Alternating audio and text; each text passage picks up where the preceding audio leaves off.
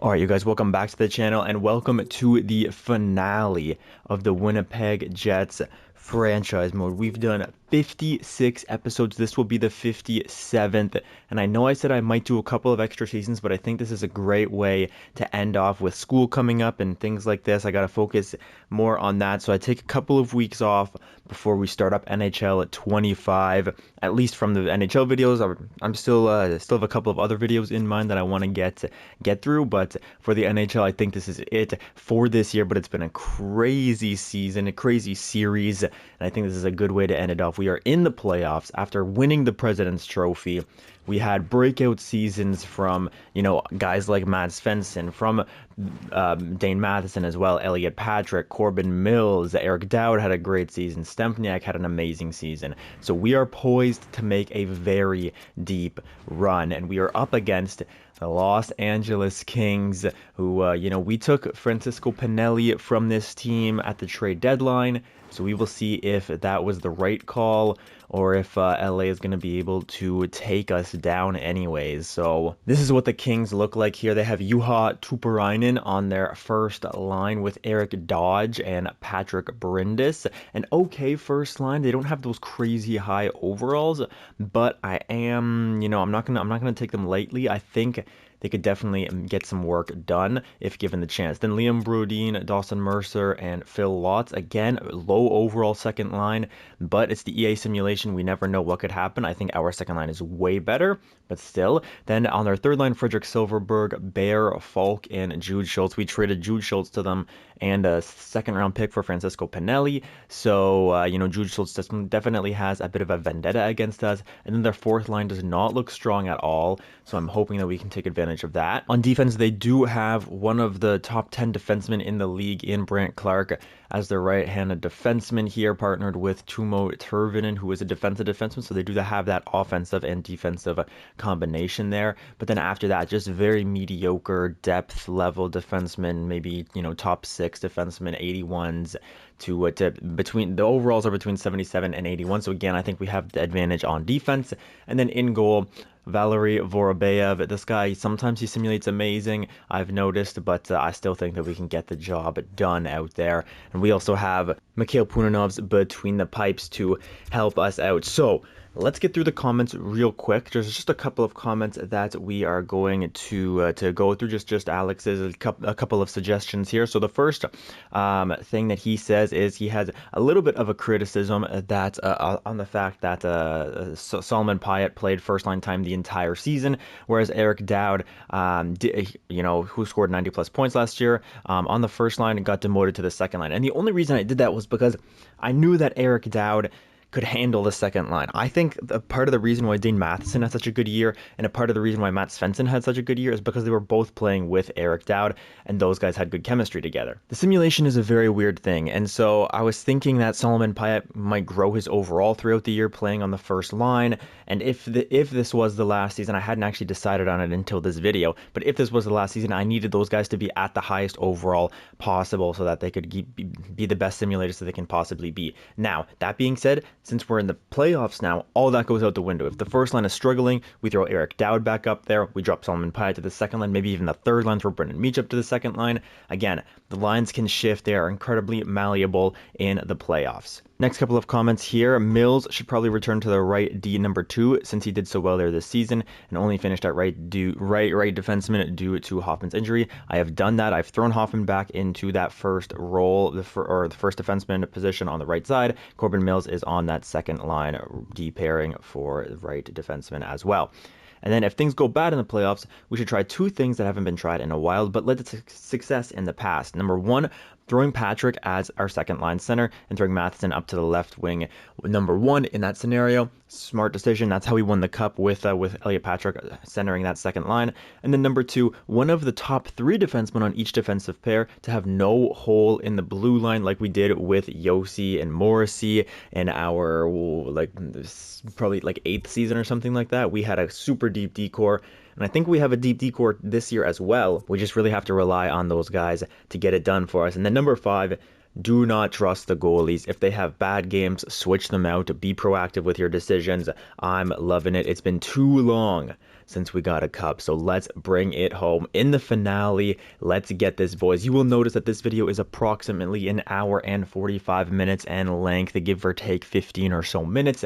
The reason that I do that is because then you will never be spoiled. The worst thing about watching a franchise mode is you see a playoff video and it's 30 minutes long or 20 minutes long. You know for a fact they did not get to the Stanley Cup Finals. You know they probably got out in the first round, but with this format, we could lose in 4 games in the first round and the video would still be an hour and 45 minutes, so you would have no idea just by the timestamp. Now, if you do hover your mouse over the preview thing, you'll probably see what happens, so don't cheat, don't do that, but let's get it. Game 1 up against the LA Kings in Canada Life Center. Let's start the finale off strong and let's take these guys out. So here we go, boys. I'm expecting big playoff performances from our big time players. Last year we were carried by like 3 or 4 guys, so I'm hoping for a little bit more depth with the, oh my gosh, there we go, Boris Nikulin. Speaking of depth, he's going to start it off crazy, okay? But I'm hoping for a little bit more depth with the trade deadline acquisitions. Let's see if it can go in our favor. First period now is going to end 1-0 off the goal from Boris Nikulin. Great first period. Let's keep him rolling here. Second period now, it's going to get tied up 1-1. Adam Keane ties things up on Mikhail Punanov's on their power play. Unfortunate, but not the end of the world here. We go into the third period, tied at 1s. We are out shooting them by 14, but that's not the score that matters. Power play opportunity for the Kings, and we kill it off. Huge kill right there. We have 40 shots on net and only 1 goal. But there's Will Hoffman. Our defensemen are getting it done. And then Aiden Stempniak, 3 goals from 3 different defensemen in game number 1. That is a very interesting simulation right there. You don't see that too often. Mikhail Punanov's played great. The defense played great. And 3 goals on 46 shots is a little bit low, but I'm not going to complain about it. Will Hoffman with 2 points, Stempniak with 2 points, Mikhail Punanovs makes 25 saves and has a .961 save percentage. It's a pretty good way to start things off, in my opinion here. Now, just keep it rolling, boys. Keep the momentum, stay strong. We can beat these guys. We had a much better regular season. Keep the belief in our team, in our systems. Let's do this. First period of game 2, it's 1-0. It's Brennan Meach scoring. So the depth is really coming through. 3 defensemen have scored, and now our third line has scored. We have no goals from the top 6 so far in this series, but we are up 1-0 in the series, so that's a good sign.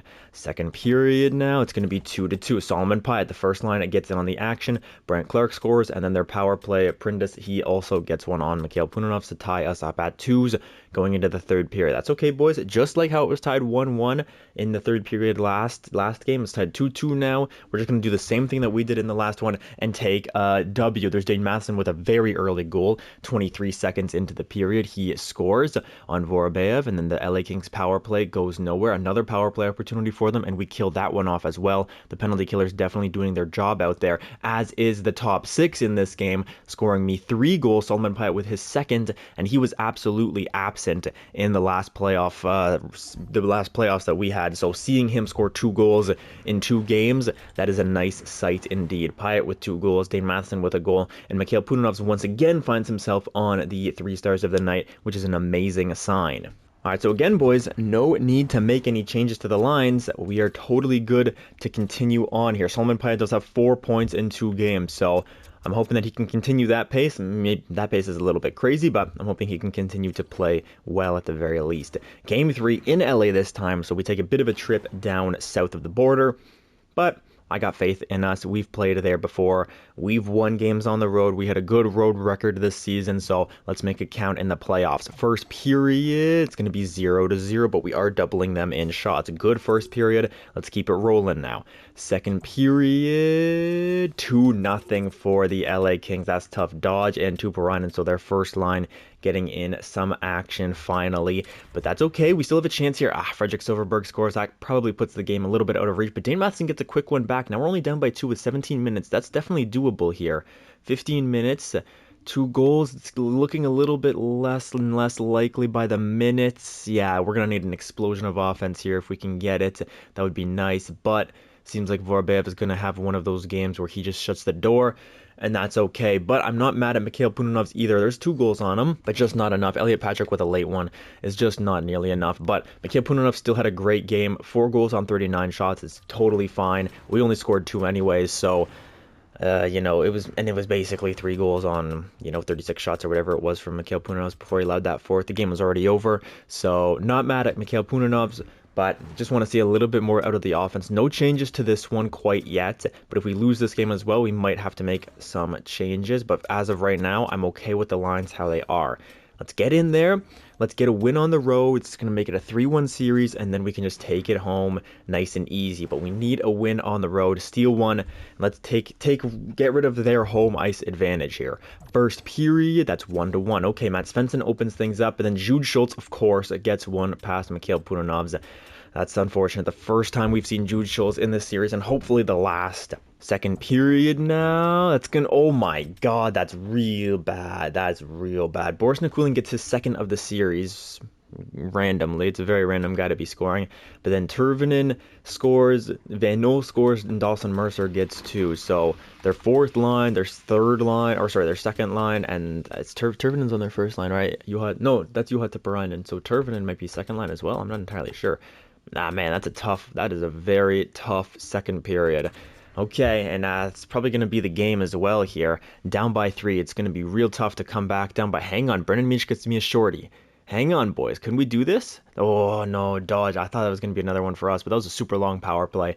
They score 1. They reinstate that 3-goal lead. And, yeah, this game is just over. 6-3 loss, and that's 2 rough losses in a row. Allowing 4 goals in the second period is not ideal. That's not going to be a recipe for success. 3 stars of the night. They are all LA King players. Let's see who was a minus for us in this game, because I might have to make some changes to a couple of lines here. So it's the third line, huh? Jason Robertson, Pete Lombardi, Elliot Patrick. I mean, it's kind of all the lines. Solomon Pyatt. Okay, the first line was -2. The second line was -2. Jason Robertson was -3. Rough, man. Real rough. Okay, these are going to be the new lines here. Now, I'm really worried about Jason Robertson. I'm going to put him up to the second line, but he has no points in 4 games played. He hasn't done anything for me but take a penalty. He's a -3. Now, you may be asking me why would I throw him up to the second line? And it's just an overall thing. Also with the chemistry, I just think maybe he can help out this second line a little bit, who don't have a ton of points. I would like to see a little bit more from them. So maybe Jason Robertson can get in there. I'm not really entirely sure. We're also going to throw Eric Dowd back up to the first line, reinstate that first line who was so good for us in the last playoff run. See if that can help. Solomon Pyatt will get demoted to the third line alongside of Shane Pinto and Brennan Meach. And then the fourth line will remain the same. Actually, should I maybe make a change here? Darren Gomez is a -1 with 5 penalty minutes, a little much for me. So could we maybe go with like a Thomas Ekman Larson? Who has he ever played in the playoffs? Never played in the playoffs has Thomas Ekman Larson. So maybe that's a little bit crazy to do that right now. But Darren Gomez also has never played in the playoffs, and we need a little bit of a change in the lineup, I would say. Defensively, Stempniak's a +2, Hoffman's a +2, but Chubarov's a -1, Corbin Mills is a 0, Owen Power and Boris Nikulin are okay. So let's make this slight change. Actually, I don't know. Yeah, let's make a slight change right there. We're going to go back Corbin Mills and Owen Power. Chubarov will come down because he's like the only negative defenseman. He also has 12 penalty minutes, so I really don't want to be playing him too much more than I have to. Corbin Mills also has 12 penalty minutes, but and he has no points actually, so that's rough as well. Don't like seeing that. Between the net, we will stay with Mikhail Punanovs, who his numbers look rough right now, but I'm telling you, those first 2 games were good enough to give him another one. If he has another bad game in this one, but that was just a rough fourth game. This game against LA, the third game against LA, really it was like a 3-2 game. They scored with like 2 minutes left in the game when it was already over. So I'm okay with the lines how they are. We've reinstated the first line. Let's hope that they can get some offense for us because we need it. We're going back home.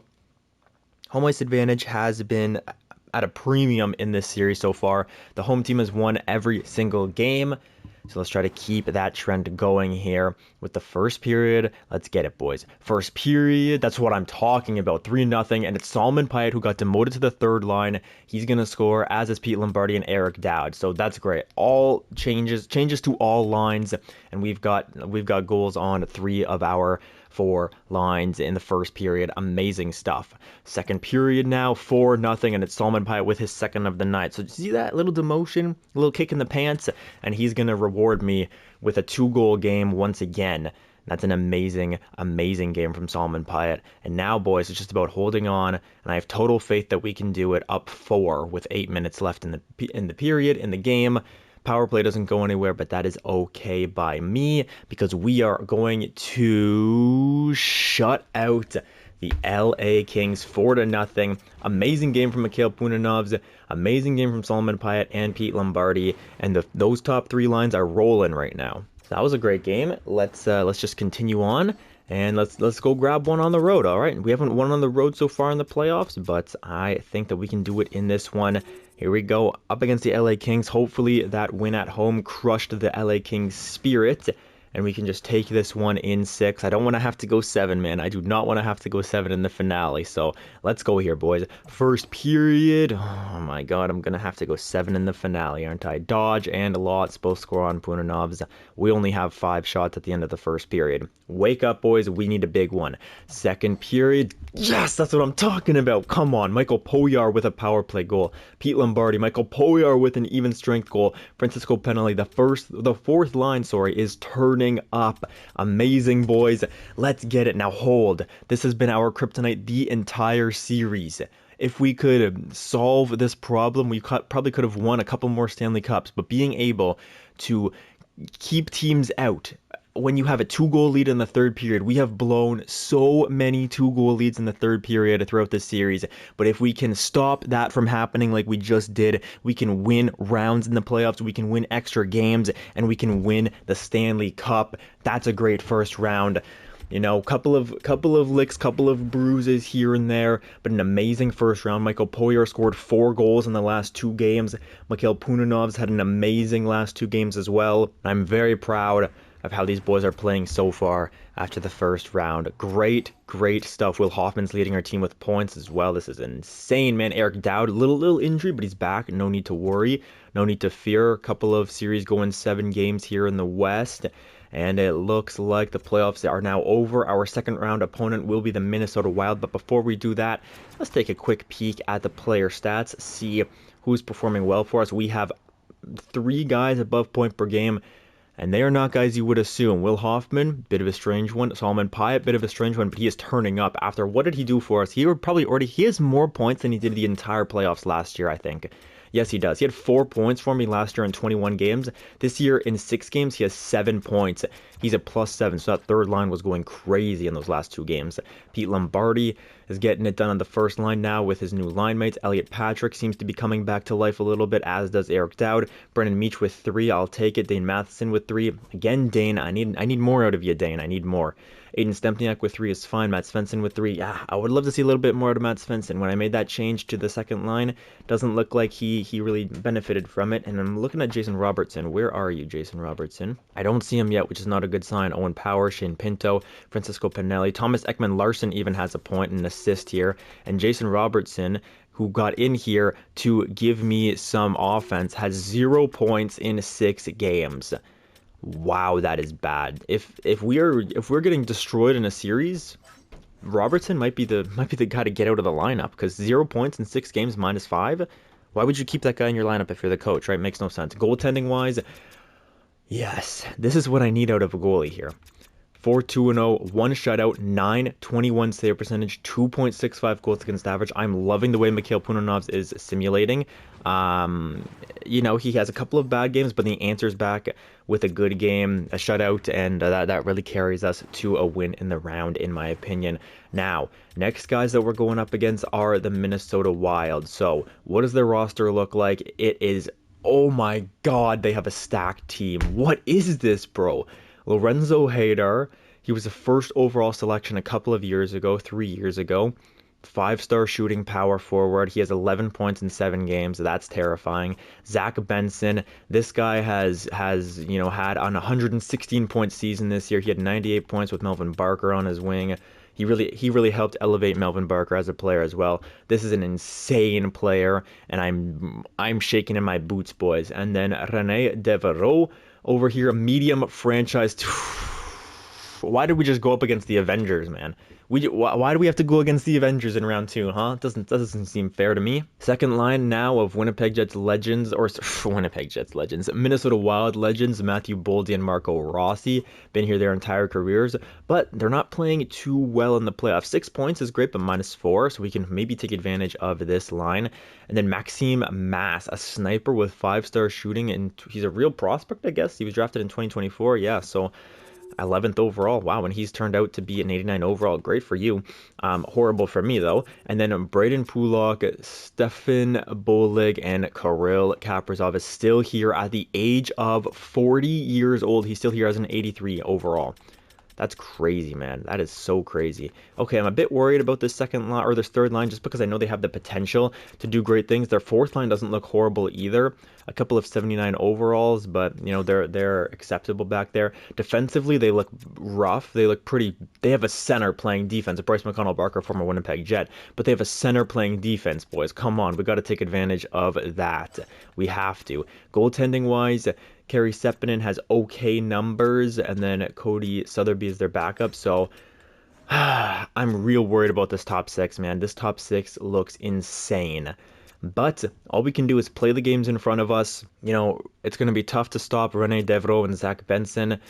Also, Lorenzo Hadar with 5-star shooting. Zach Benson, an crazy playmaker, and this guy's medium franchise. So we're in it, boys. We are eyes deep in cow manure right now. I'm not gonna say the 4-letter word, but we're in the mud, I will say.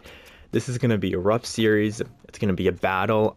My prediction is they went 7 games. Sorry, I didn't mean to do that. They went 7 games against who did they play in round 1? I don't know. Maybe Anaheim? Oh yeah, because Anaheim's an insane team as well. So it probably was Anaheim, huh? No, it couldn't have been Anaheim because Anaheim moved on. It was St. Louis. Yeah, right. St. Louis had the divisional lead basically all season before we went on our crazy run. So they were a good team as well. They had Jaden Allman. He was up there for the Rocket Richard voting. So, oh my goodness. We're up against the Avengers.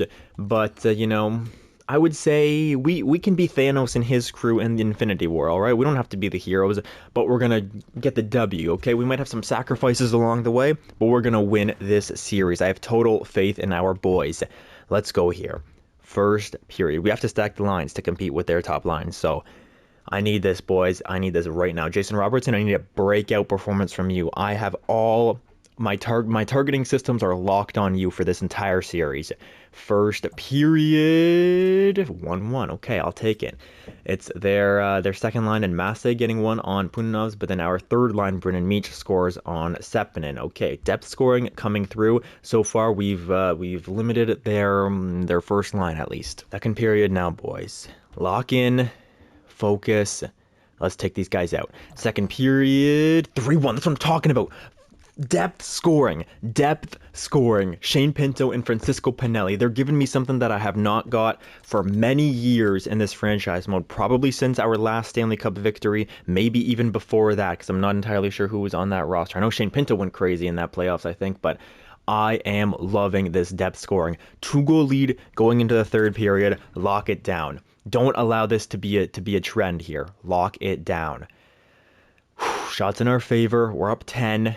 And it's no power play. They have a crazy power play. And Zach Benson scores just after the power play on Mikhail Punanovs. No, not another power play, guys. Come on. What are you idiots doing? Lorenzo Hadar. And another power play? What are we doing out there? Oh my God. And that's what I'm talking about. The 2-goal lead going into the third period. We give them many power play opportunities. So Zach Benson scored at 10:29. Who took the penalty? At 12:30. So 10:20. So they scored 1 second after the power play was done. Pavel Chubarov. Corbin Mills took a horrible penalty. Shane Pinto took a horrible penalty. A hooking penalty and a holding penalty with 5 minutes left in the game. Are you kidding me, refs? Come on, man. Delay of game. Yeah, you have to call that. And they're in the offensive zone as well. Corbin Mills was below their goal line, holding somebody along the boards. What are you doing? And then Shane Pinto hooks somebody in the offensive zone. Yeah, like, what are you idiots doing, man? Oh my God, this is insane. So that Chubarov penalty allows Zach Benson to score 1 second after the penalty expires. Then Lorenzo Haydar scores on the power play to tie things up. Then we can't get any momentum going because they just scored within like 3.5 minutes of each other, so we were done for. And then Haydar throws another one in to win the game. Horrible game. But at the same time, I don't make any changes, right? Because we had a 2-goal lead going into the third period. We were the better team the entire game until we just take 3 idiotic penalties in a row.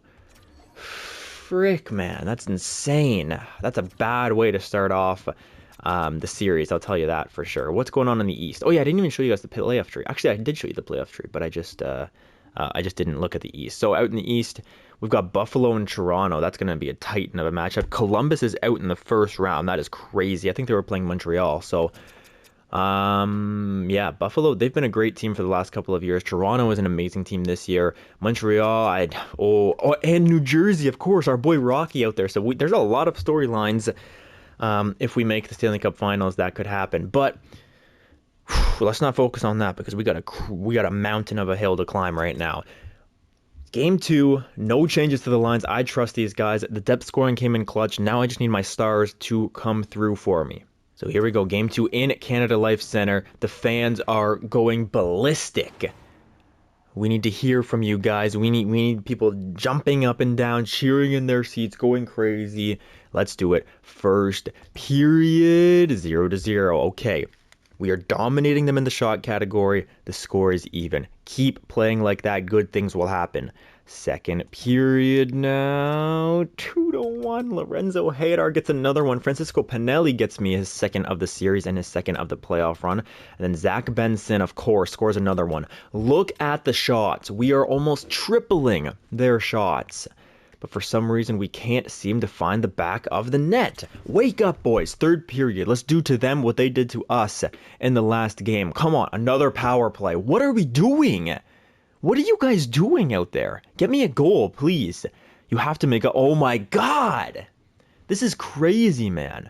So many power plays against. And there's Solomon Pyatt. Yes! Let's go. Now hold on. I don't care. Hold on until overtime because at least I can control the lines. There we go. We're into overtime. We are doubling their shots. We have 40 shots to their 22. Not quite doubling, but it's a 2-2 game. Let's get to overtime. Yeah, and look at this. We have 98 offense, and they have 99 offense, guys. 99 offense. Well, here we are. It's overtime in Winnipeg for game number 2. As Cam York is going to take this puck over the blue line, find Zach Benson, who's going to drop it back to nobody. Let's get a goal here. Let's get it early. I don't want to be sitting here for 20 minutes, all right? Lorenzo Haydar now finds his way to the outside with Will Hoffman on his back. Hoffman does nail him, but Lorenzo gets a shot on net. Lazarev now over to Haydar. Big save from Mikhail Punanovs. Now Massey with the puck. Mass over to Boldy. Boldy shot sprawling is Mikhail Punanovs. A big interception from Marco Rossi using his X-Factor ability. But luckily, the Jets are able to get out of our zone. And now, Jason Robertson, this guy heads under a microscope in the series. Oh my god, and what a pass. Matt Svensson is streaking backdoor. Robertson, what could have been his first point. And it's an insane pass to Matheson backdoor to get us the win, the overtime win, 3-2. And we deserved that one. Mikhail Punanovs was sprawling all over the place in overtime.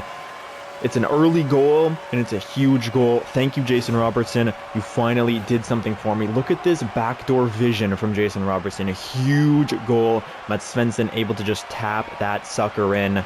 And we're going to Minnesota tied at 1s. All right, so a very, very exciting game. I am kind of tempted to throw Solomon Pyatt back up to the second line and throw Jason Robertson down to the third line. But after what he did in the overtime, I feel like I sort of have to keep him there. Out in the East, tied at 1. New Jersey's up 2-0. And in the West, Anaheim and Calgary both tied at 1. So, let's take a breath. We got to take one on the road here. We have to take one on the road to even the series, and then even up home ice advantage as well, because we do not want to go down 3-1. So, on the road, let's focus. It's like in tennis when you have to hold your serve, right? You kind of have to hold home ice advantage for as long as possible, and then try to break them when you're on the road. So let's break them right here, boys. Let's get a win on the road. We've been an okay road team so far. I need some magic. I need some magic, and I need it now, EA gods. Please. Please. I don't ask for much, EA. I don't ask for much. I ask for a half-decent game. and you give me a reskin of the same game every single year, and then I ask for a little bit of magic in the playoffs every once in a while. And right now, I need some magic because these guys, I don't know, these guys, they're all Terminators out there, so we need some magic. First period. Thank you, EA. Thank you.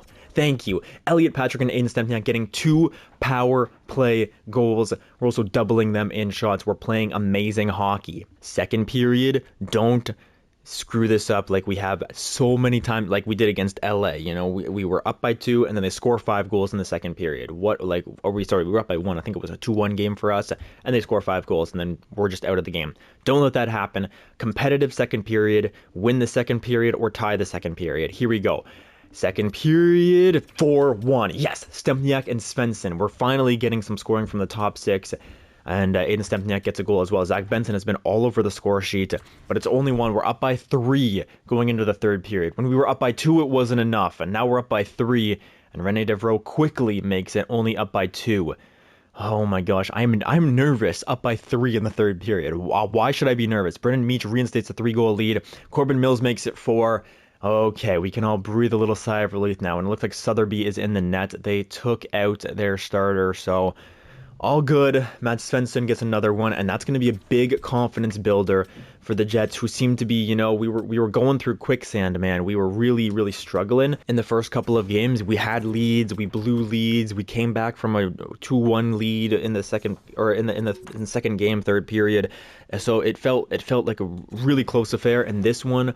This win really makes us breathe a little bit of a sigh of relief. We can compete with these guys. We can dominate these guys. We can win games against these guys, all right? So we're up 2-1 in the series going into game number 4. If we could win this one as well, that would be absurd. Yeah, just best lines in the AHL. Really couldn't care less about the AHL right now. Game 4. This is a big one. This is the difference between up 3-1 or tied at 2s. Every series is 2-1 right now. Nobody is going to sweep their opponent.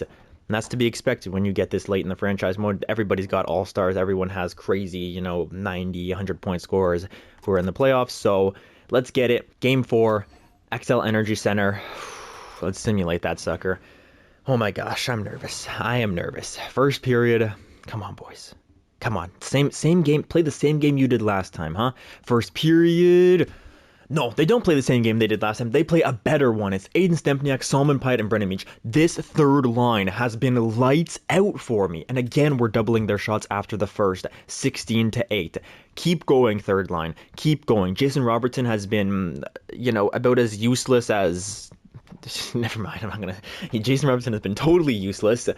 First period is amazing. Second period now. Let's get it. 5-0. Dane Matheson is scoring shorthanded. Salman Pyatt's getting another one for me. Salman Pyatt is my hero. Brendan Meach and Salman Pyatt. These guys are the dynamic duo of the future. When Matt Svensson, oh my God, another shorty? Let's go. But when, Elliot Patrick and Eric Dowd retire, it's going to be the Salman Pyatt and Brendan Meach show. Maybe even before that. This is crazy. Not that we're probably going to get there, but this is a wild performance from these two guys in the playoffs. Holy smokes. 3 stars of the night. Brendan Meach, 5 points. 5 points in a single game in the playoffs. I'm going to go look in the history. No, you can't. Can you? Wait. They don't have a tab for playoffs, do they? I don't think they do. I think it's just league, single season, and something else. But let's take a quick look at the record book. I don't usually like to do this because I feel like it stops the momentum. But what do they have? Season create. Yeah, they don't have playoffs. But I'm sure for a single playoff game, that 5 points in a play. Oh my God, look at this. Elliot Patrick scored a 7-point game in 2033. Wild. All right, fair enough. Do we have any other rookie numbers? Any rookie numbers from any of our boys? No, doesn't look like it. Any season numbers from anybody? 2036, Matt Svensson's 101 points. So this year, his 100-point season and his 79 assist season, and Yaroslav Askarov's 45 wins in 2035. We got a couple of records here, kind of cool. And then in franchise careers, we're not going to be up there quite yet. Okay. A little stop in the history books, admiring what we've done, but that was just wild because a 5-point game. Look at Salman Pyatt has 14 points in 10 games playing third line time, guys. What the heck is going on? This is crazy. And then Brendan Meach, he just scored a 5-point game, did Brendan Meach. I don't know what's going on. We just scored 7 goals in back-to-back games. We're up 3-1 in the series. Anybody else up 3-1? No, all the other series are tied at 2. So this could be huge. We get a chance to win it on home ice. And then, chill at home, watch the other games, work out a little bit, and just take a bit of a breather here. We have a full bill of health, so let's use it in this one. Let's throw our body around, and let's get a win. The biggest win, not of our careers, the biggest one of our careers would have been the Stanley Cup, but this is a huge one because this team is wild. They have a crazy offensive core, and we've been able to stymie them 2 games in a row now. First period, same game that we just played. Let's do it again. First period, 2-1 for Minnesota. Bowleg scores, but then who is it? Of course, it's Brendan Meach and then Lorenzo Hadar. Lorenzo Hadar has been all over the score sheet, so, no surprise to see him back after a couple of games without scoring. It's okay. We're only down by 1. We can definitely come back from this. And I know we're going to do it right here in the second period. Let's get it. Second period. Okay, all right, fair enough. Down 4-1. Hang on, Francisco Pinelli gets a very early one. That brings a little bit of life, but then Mass, is this, wait, hang on. Is this guy, I was watching the Olympics. Is this guy, Mass, related to the swimmer, the Canadian swimmer? What's her name? I don't remember what her name is, but I'm pretty sure she's got the same last name. I don't know if they're related at all. But that would be kind of cool if they were. Anyways, we've lost this one for sure, 6-2. So after winning 7-1 and 7-2, we then lose 6-2. I don't think I'm making any changes to the lines, but that's a rough one for sure. That's definitely a rough one. Now we go to Game 6 in Minnesota. So this is very scary, right? We just lost at home. We had the chance to close it out, and we lose at home. Now we have to go back to Minnesota. That building is going to be blasting, man. They're gonna be going crazy. So if we lose this one, then Game 7 anything can happen, right? So we got to find a way to fight through the adversity. I mean, we did play amazing in their building, so I'm hoping that can transfer over from Game 3 and 4. And let's just jump into it. All right, nothing else to say. Let's jump into it. Let's find a way. You got to find a way through the noise. You got to fight through the crowd. You got to be public enemy number 1. You got to love to be hated in Minnesota. So here we go. First period, 1-1. I'll take it. Matty Boldy scores. I think that might be his first of the series. And then Dane Matheson has been a little bit quiet, but he's going to show up when it matters most. Also shot 16-8 in favor of Minnesota. So we are not playing well these last couple of games, but it's a tie game going into the second period. We have to be a little bit fortunate for that. Thank you, Mikhail Punanovs. And now I need my offense to step up for me. It's definitely a little bit hard to say that after we scored 7 goals in back-to-back games, but at least we know we can beat Sepinen, we can get through him, and we can also get through Sotheby. So let's go here, boys. Second period, offense, Jason Robertson, I need you. Second period, gosh, okay, Minnesota gets that one. It's Millen scoring on Mikhail Punanovs. And now we go into the third period down by 1. And now I'm getting very, very nervous. Third period underway. Marco Rossi, man. All these Minnesota Wild legends coming out to play. Bryce McConnell-Barker playing defensive pair 3 is going to score a goal. Are you joking me? Will Hoffman gets one. We're only down by 2 now. We can't, it's like every time we score, they just instantly score right after, and that's 2 horrible games. So after 2 incredible performances, the best games we've played all playoffs, we then lose in historic fashion and ridiculously awful games, man. It doesn't make any sense. Corbin Mills gets one. Will Hoffman, doesn't matter. It doesn't matter.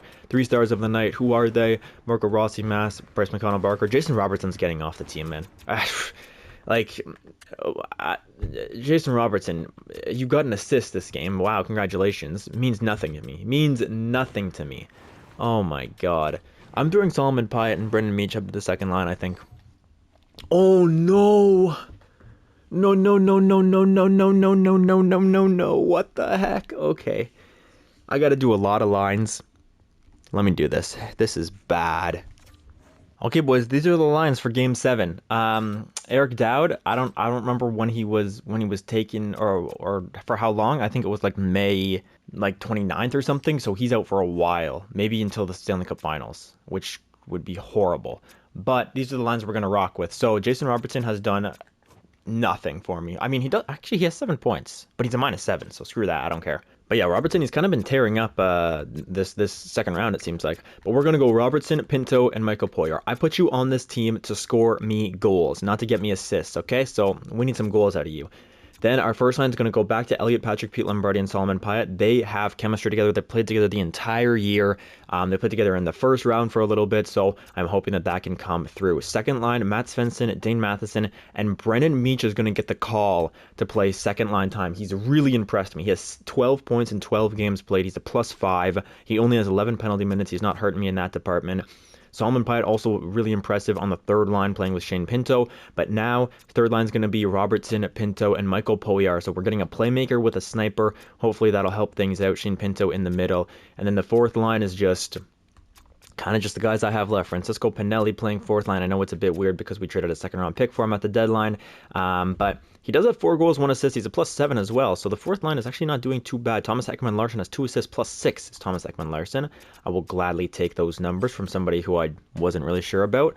Now on defense, I don't know if I make changes on defense here. Will Hoffman has 12 points in 12 games. Aiden Stempniak has 10 points in 12 games. Owen Powers a +2. Corbin Mills is now a +1.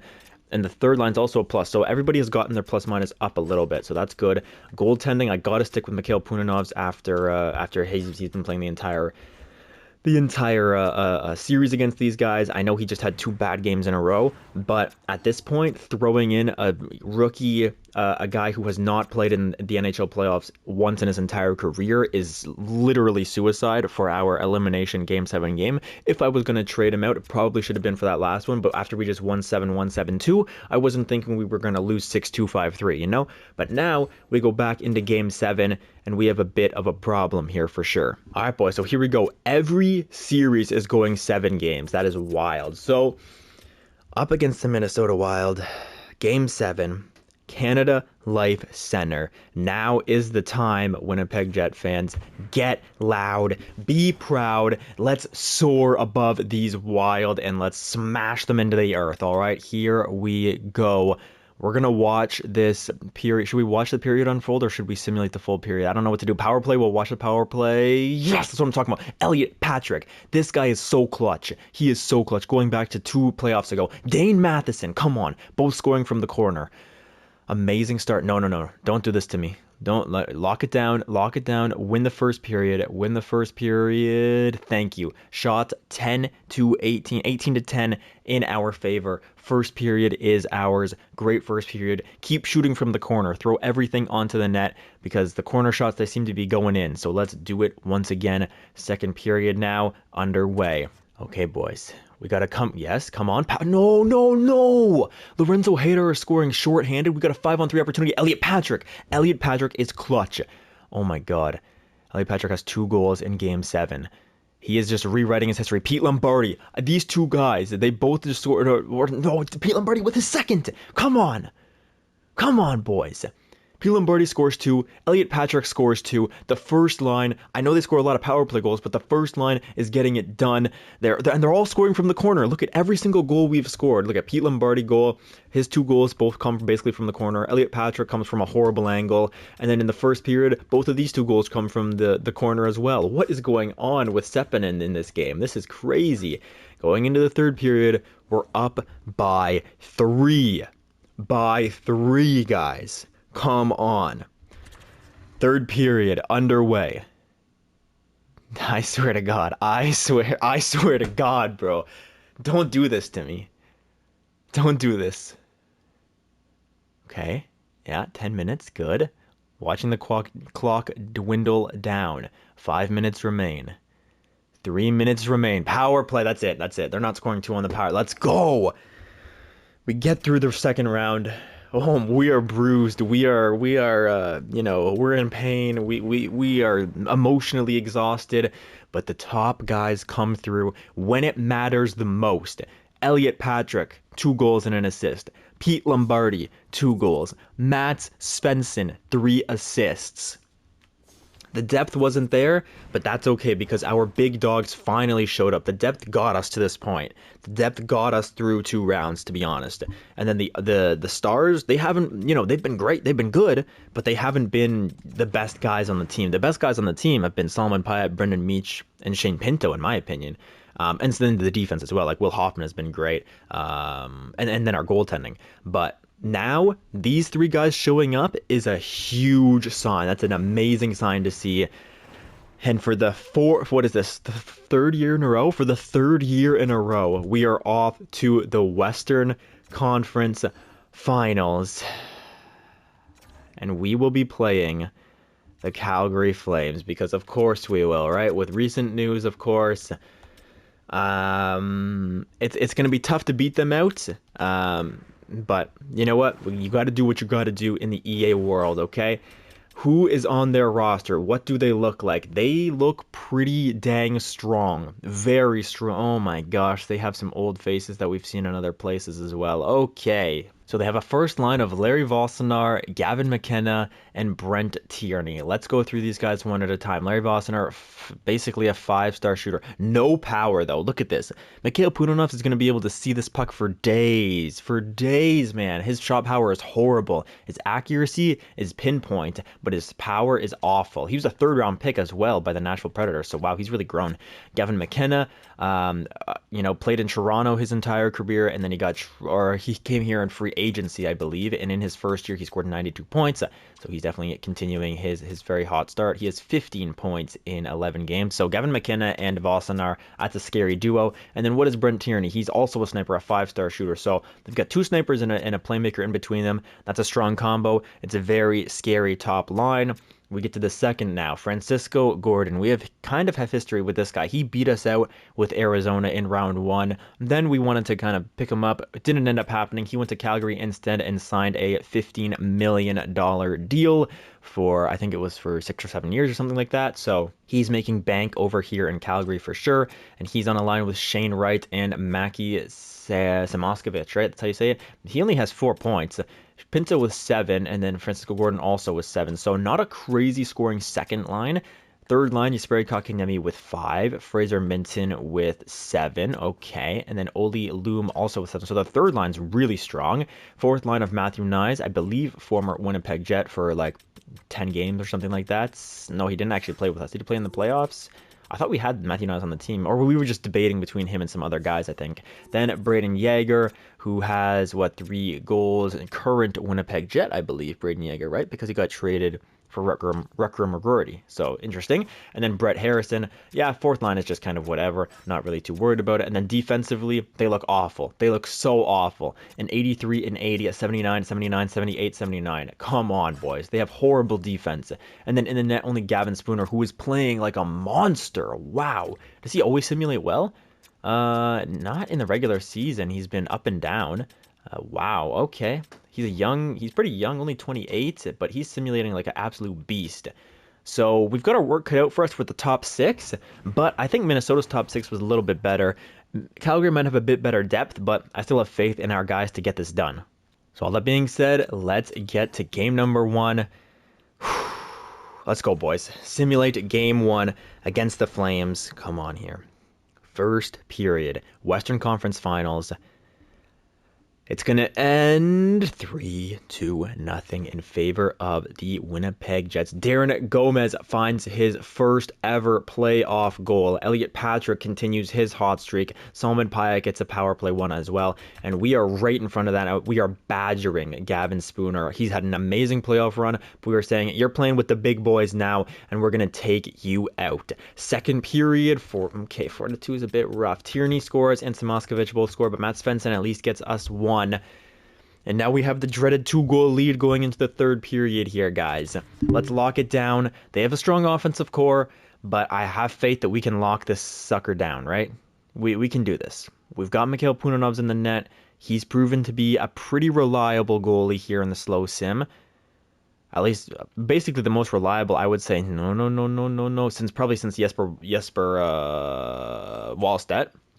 Why was I going to say Jesper Bokvist as if he's a goalie? That's so weird. But yeah, Salman Payet gets another one. Salman Payet is rolling, man. 2 goals in this game. A 5-2 victory for the Winnipeg Jets. And we're moving. We are moving. The first line and Matt Svensson are our 3 stars of the night. The first line and Matt Svensson. That's 4 players. Oh my god. I'm on something, bro.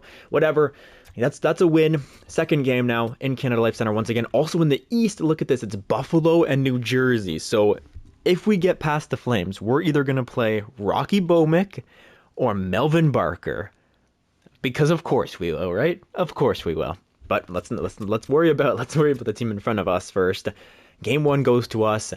Let's do the same thing at home. Start the series off strong, get 2 wins at home, bang bang, make it real nice. Then we can go back to Calgary. If we can steal one of those 2 games, we feel really good about ourselves. So here we are, first period, 2-1. I will gladly take that. Boyd scores, but then Dane Matheson and Francisco Pinelli has been really coming alive here in the last 2 series. He's been really coming alive with like 6 goals or something like that, I think. Maybe it's actually 5 goals. I'm not entirely sure. It's a pretty rough goal to allow for Mikhail Punanov's, but we're going to assume that it was a seeing eye puck. Maybe it deflected off one of our players, something like that.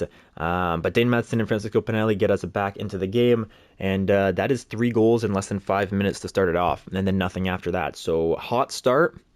I would be okay if this game just cooled off and we just won it in a defensive matchup. That would be nice for me.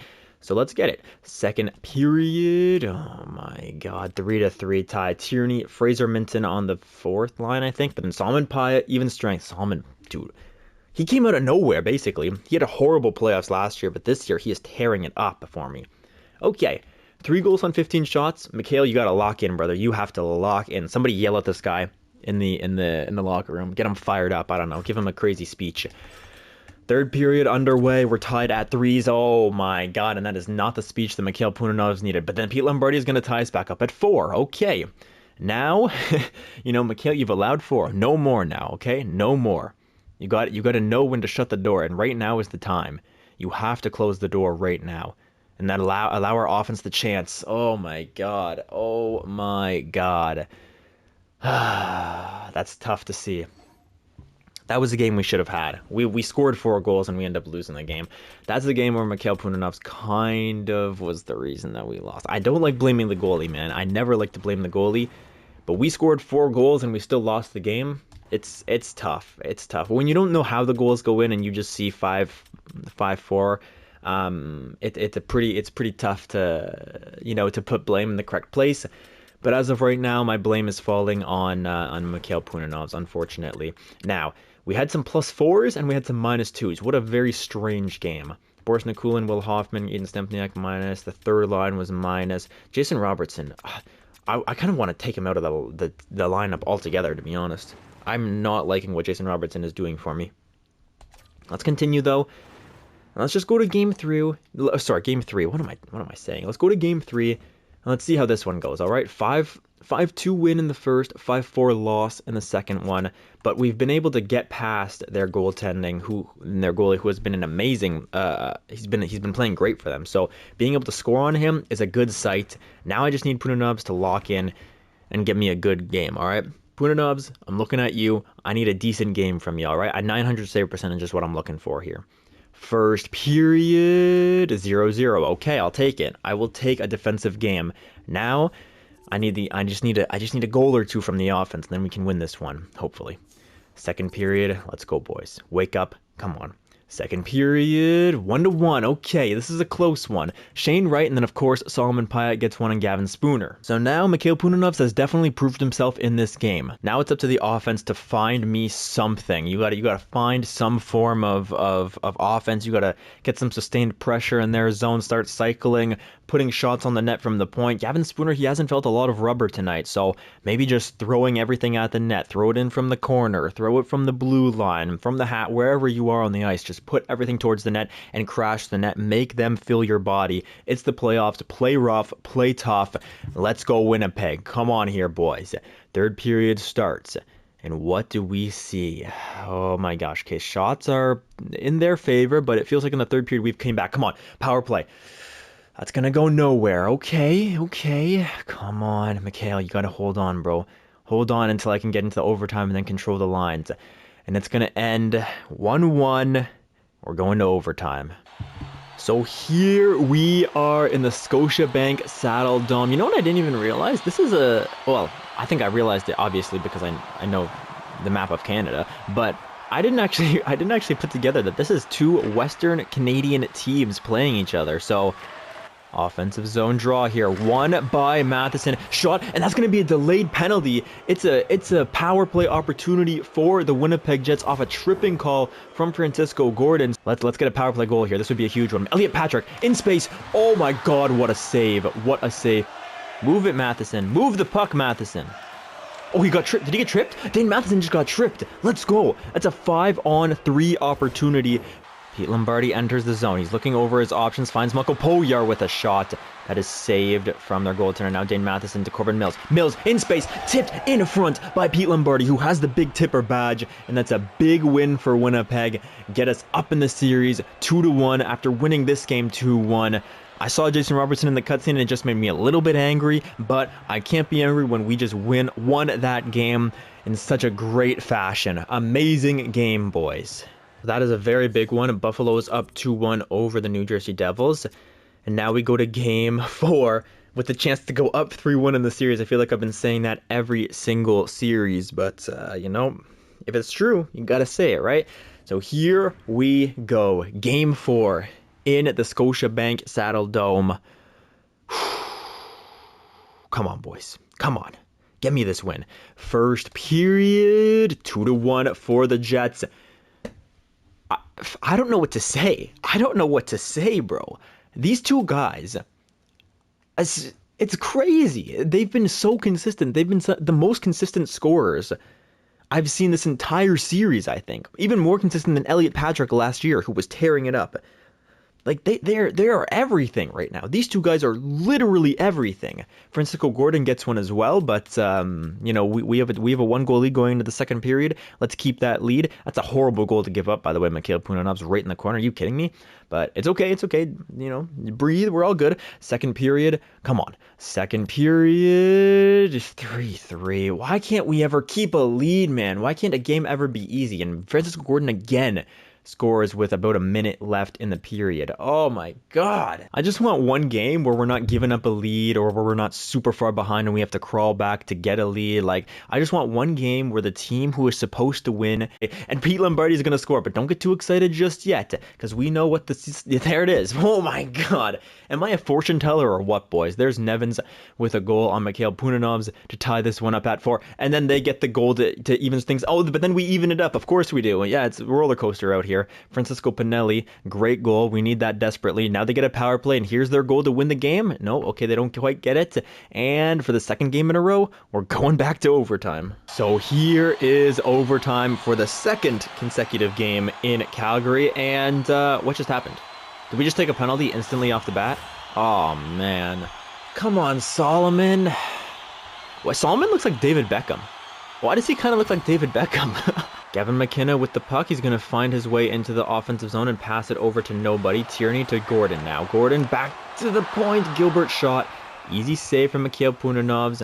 That's a decent that's a decent penalty kill to start things off. About a minute into the penalty kill. It's a pretty good one. Salman Pyatt with it. He's going to take a shot that goes absolutely nowhere. Fake shot from Salman Pyatt. Oh my God. Salman Pyatt almost just came out of the box and made a miracle play happen. Now Pete Lombardi behind the net, and the boys are set up. Pyatt to Mills, to Patrick. Patrick shot, saved. Now Lombardi picks it up, over to Patrick, shot again. But Gavin Spooter makes another save. And Matheson wins the draw to Will Hoffman. Will Hoffman's shot is blocked by Vosenar. Everybody throwing their body on the line, but Will Hoffman comes right back to Vosenar, says, "You want to block my shot? You will pay the toll." One-time opportunity. Matt Svensson's shot is saved though. Nevins, he looking into the slot. He finds a shot, but Mikhail Punanov's great reflexes, great save. First line is getting back out there. We've got quick draw in the defensive zone. Shane right now just makes a beeline straight for our net, and he's going to get there. Uncontested, Samoskevich hits the post. Hits the post.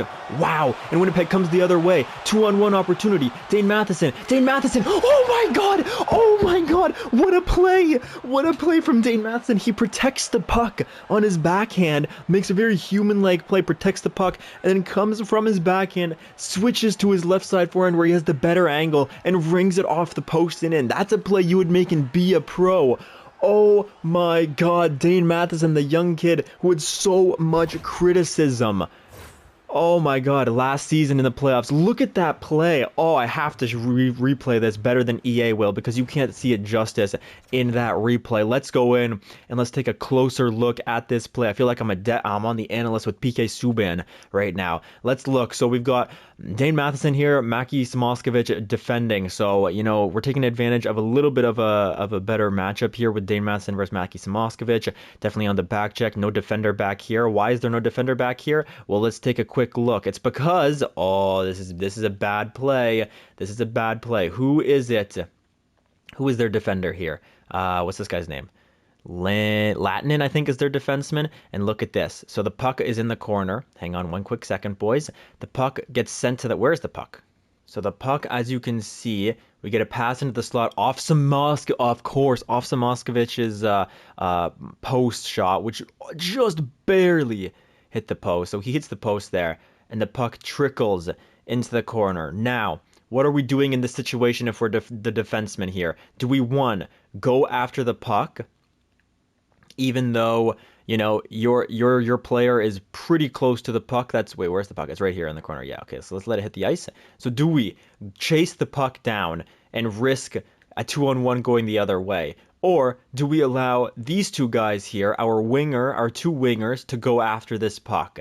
I would say we allow the two wingers to go after this puck, but instead, two guys here, both the winger and the defenseman chase the puck.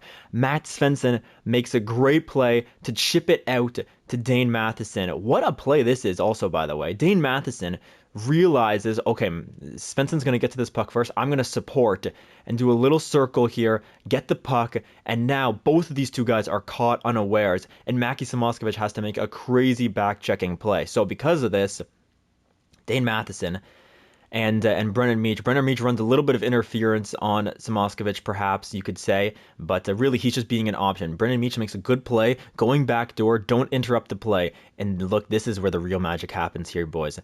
Dane Matheson, he is shielding the puck. He's, you know, in EA terms, he's basically, you know, making himself harder to hit. Because usually a back checker, you would hit him, and then the puck would trickle out over here, and you wouldn't be able to get an opportunity like this. But Dane Matheson shields the puck, uses his like 6'5" frame or whatever he is to get that puck on his backhand. And look, Samoskevich goes for the hit. That is a hitting animation right here.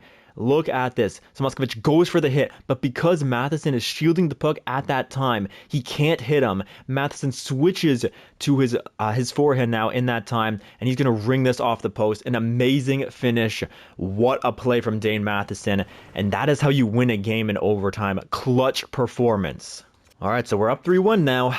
Now it's just about bringing it home. Again, we have not had an easy game against the Calgary Flames yet, but we've been getting the wins. So we're going to continue the simulation with the same lines that we've been doing here. Up 3-1 in the series. Let's finish this one at home. Come on, boys. First period. Of course, 1-0 for Calgary. Shots are about even. Vossinar put one in on the power play against Mikhail Punanovs. That's okay. Let's come back in the second now. Second period, it's going to remain 1-0. Okay. And now we've got to be great here, boys. We have got to be great in the third period. You got to come back. You got to fight. I know that last game took a lot out of us, but it took a lot out of them as well. So let's fight. Let's come back, and let's show some offensive qualities here in the third period. There it is, Boris Nikulin. From the unlikeliest of sources, Boris Nikulin finds a goal. He got the first goal of the playoff run, and now he gets a big one against Gavin Spooner. Another power play for them, but we kill it off. Great kill, boys. Great penalty kill. 5 minutes remain. 4 minutes remain. Don't tell me. Don't tell me. Oh my gosh, for the third consecutive game. We're going to overtime. Here we are, Canada Life Center. In front of the home ice fans, the whiteout is here. And the Jets look to put a staple on this franchise mode and get to the Stanley Cup Finals once again. Shot saved from Pete Lombardi. Patrick now, oh my god, he had a great angle, but a huge hit is going to get him out, or, you know, make him lose that puck. Pete Lombardi over to Elliot Patrick. First line back out there. And we've got a good offensive opportunity. Elliot Patrick, oh my gosh, on a shooting side, just misses. Patrick scores! It's Elliot Patrick! He is so clutch! He is the most clutch player I have ever seen in the EA simulation! Oh my god! Oh my God! Last year, what was it last year? He scored the game-winning overtime goal in round 1 to get us to round 2, and then in round 2 he scores with like a couple of seconds left to tie us up to go to overtime to win the game. Elliot Patrick is my hero, man. Oh my God, what a goal.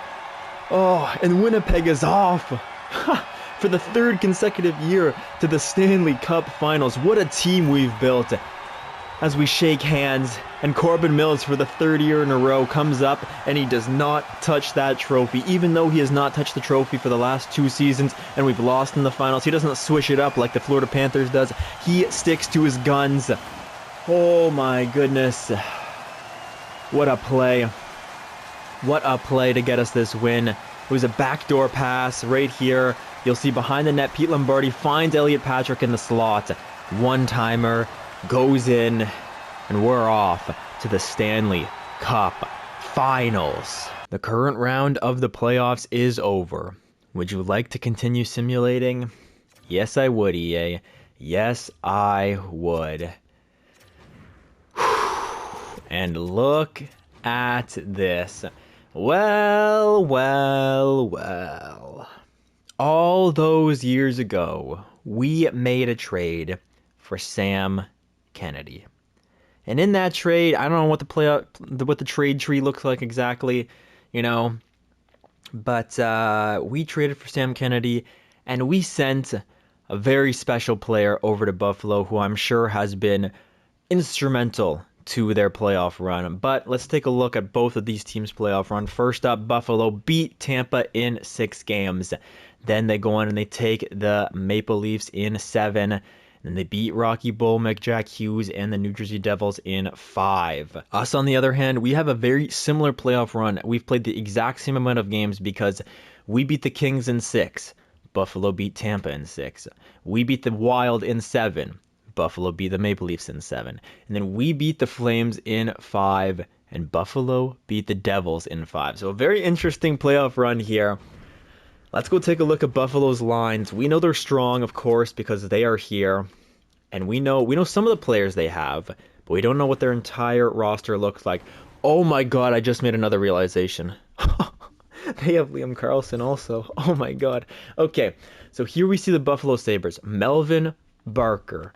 This guy was he was big for us for like 1 season, but after that we played him kind of second line time, third line time, and he never recreated his 40-goal, 70-point success. But we traded him over to Buffalo, where he found pretty instant success with him, 62 points, and then right after a 39-goal season as well, his best of his career, and then right after that, 45-goal season, 82 points. After that, it gets better, 45-goal season, 89 points. Then he starts to fall off when he doesn't have Zach Benson on his line anymore, but still, an amazing season he's carved out, or amazing career, he's carved out for himself in Buffalo. A great goal scorer, great point getter, amazing guy on the power play to have.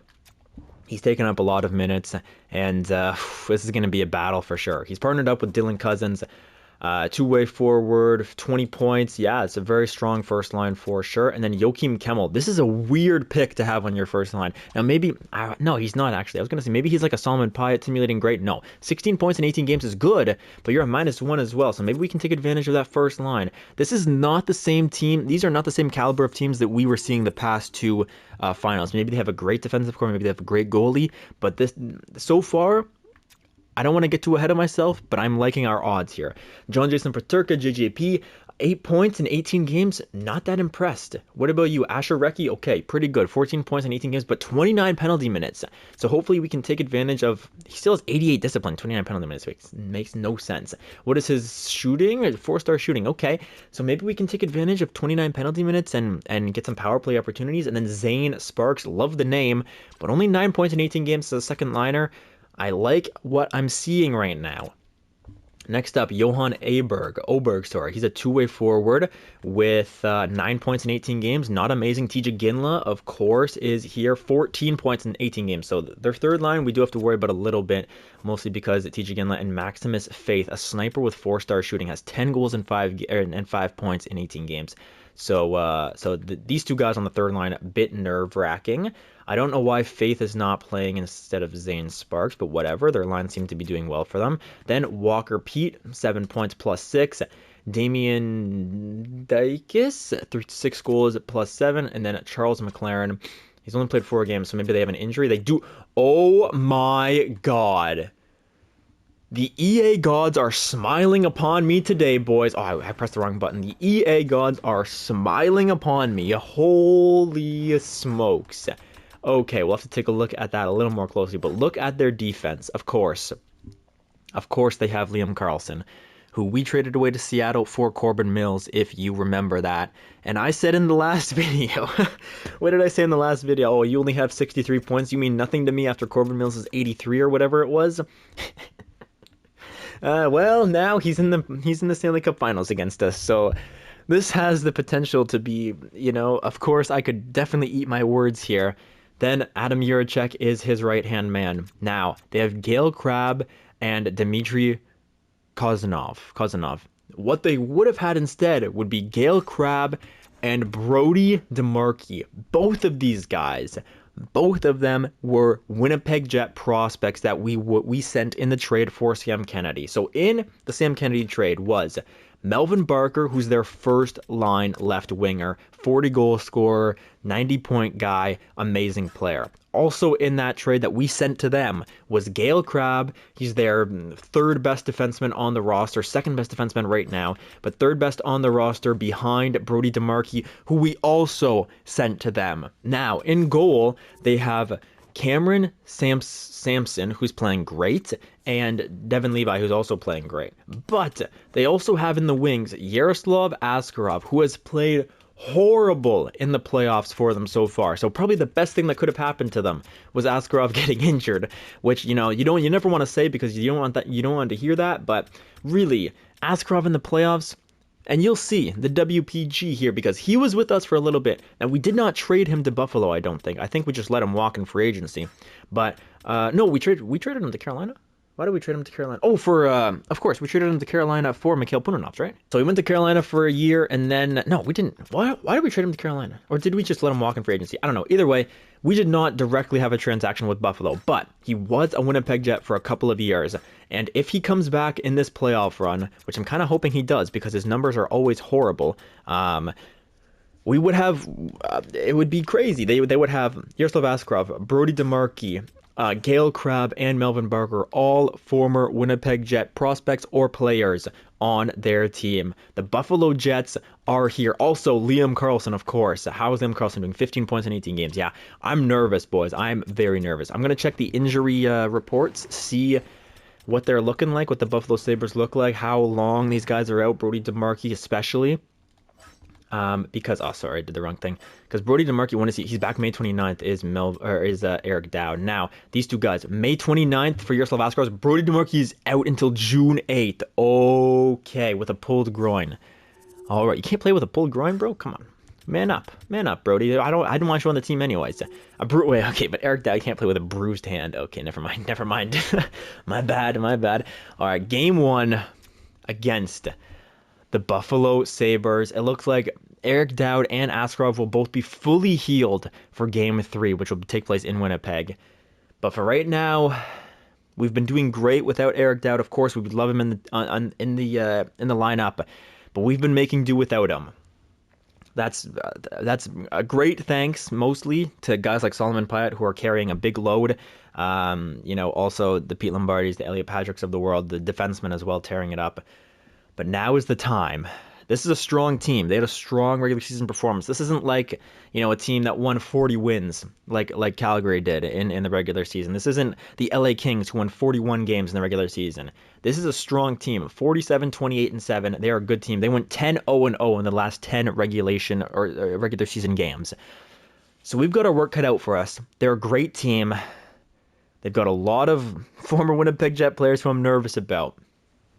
But that being said, I have total faith in the guys. I know we've been here before, boys. Most of this team is the exact same from last year. A couple of changes, of course, but most of you guys are exactly the same from a couple of years ago. Changes in net, changes to the bottom 6 type of players, but we can win this series.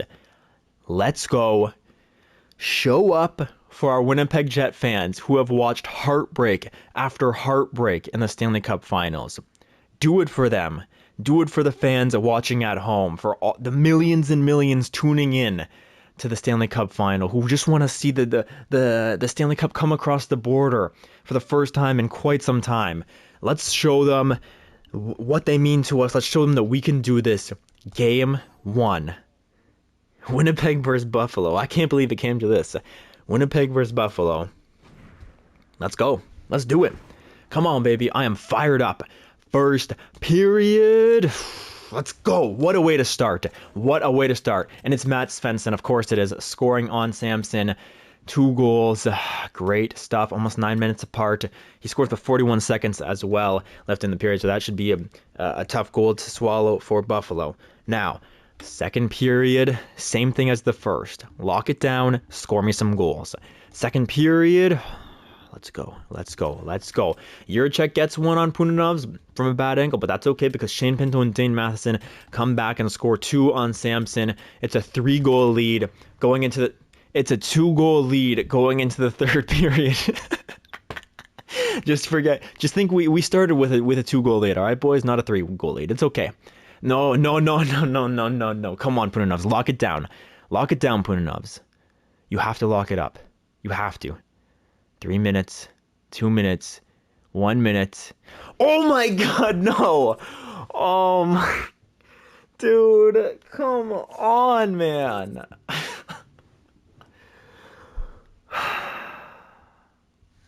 It's overtime. Well. This is a familiar sight, huh? For the 4th consecutive game, we're in overtime. Okay, I mean, kind of expect it. I took a bit of a water break, take a little break, because I was about to throw my controller across the room and smash it into a million pieces, but then I thought to myself, well, how am I going to record the rest of the video? So here we are in overtime again. I'm not even going to talk about what just happened because it's so common to me. Like, why would I even bother bringing it up? So let's just go. Let's just get a goal, nice and easy, quickly, please, because I don't want to be sitting here for another 10 minutes commentating. So here we go. Joachim Kemmel, bit of a breakaway opportunity. Melvin Barker shot. Huge save from Mikhail Punanov. You can just see every time he takes a shot, Melvin Barker, you can just see how fast it comes off his stick, how accurate it is as well. Dylan Cousins now with the puck. He does have the wheels ability, which is a bit nerve-wracking because it's going to allow him to really accelerate past our defenders. But Corbin Mills heats him off with a good angle. Now Dane Matheson. Oh, you had a bit of room there because if you took a better angle, you would have had a bit more room. Good hit. Dane Matheson shot saved by Samson. Corbin Mills now shot in traffic. Matheson tries to pick it up. Svensson shot. All these shots getting blocked left, right, and center. Everybody on the team is willing to risk their body for this Stanley Cup. It's only game 1, but still both teams laying out and showing their determination to get a win here in the Stanley Cup Finals. Oh my God. Salman Paya just took an absolute run at somebody. Is that going to be charging? Come on, ref. Come on, man. It's the Stanley Cup Finals.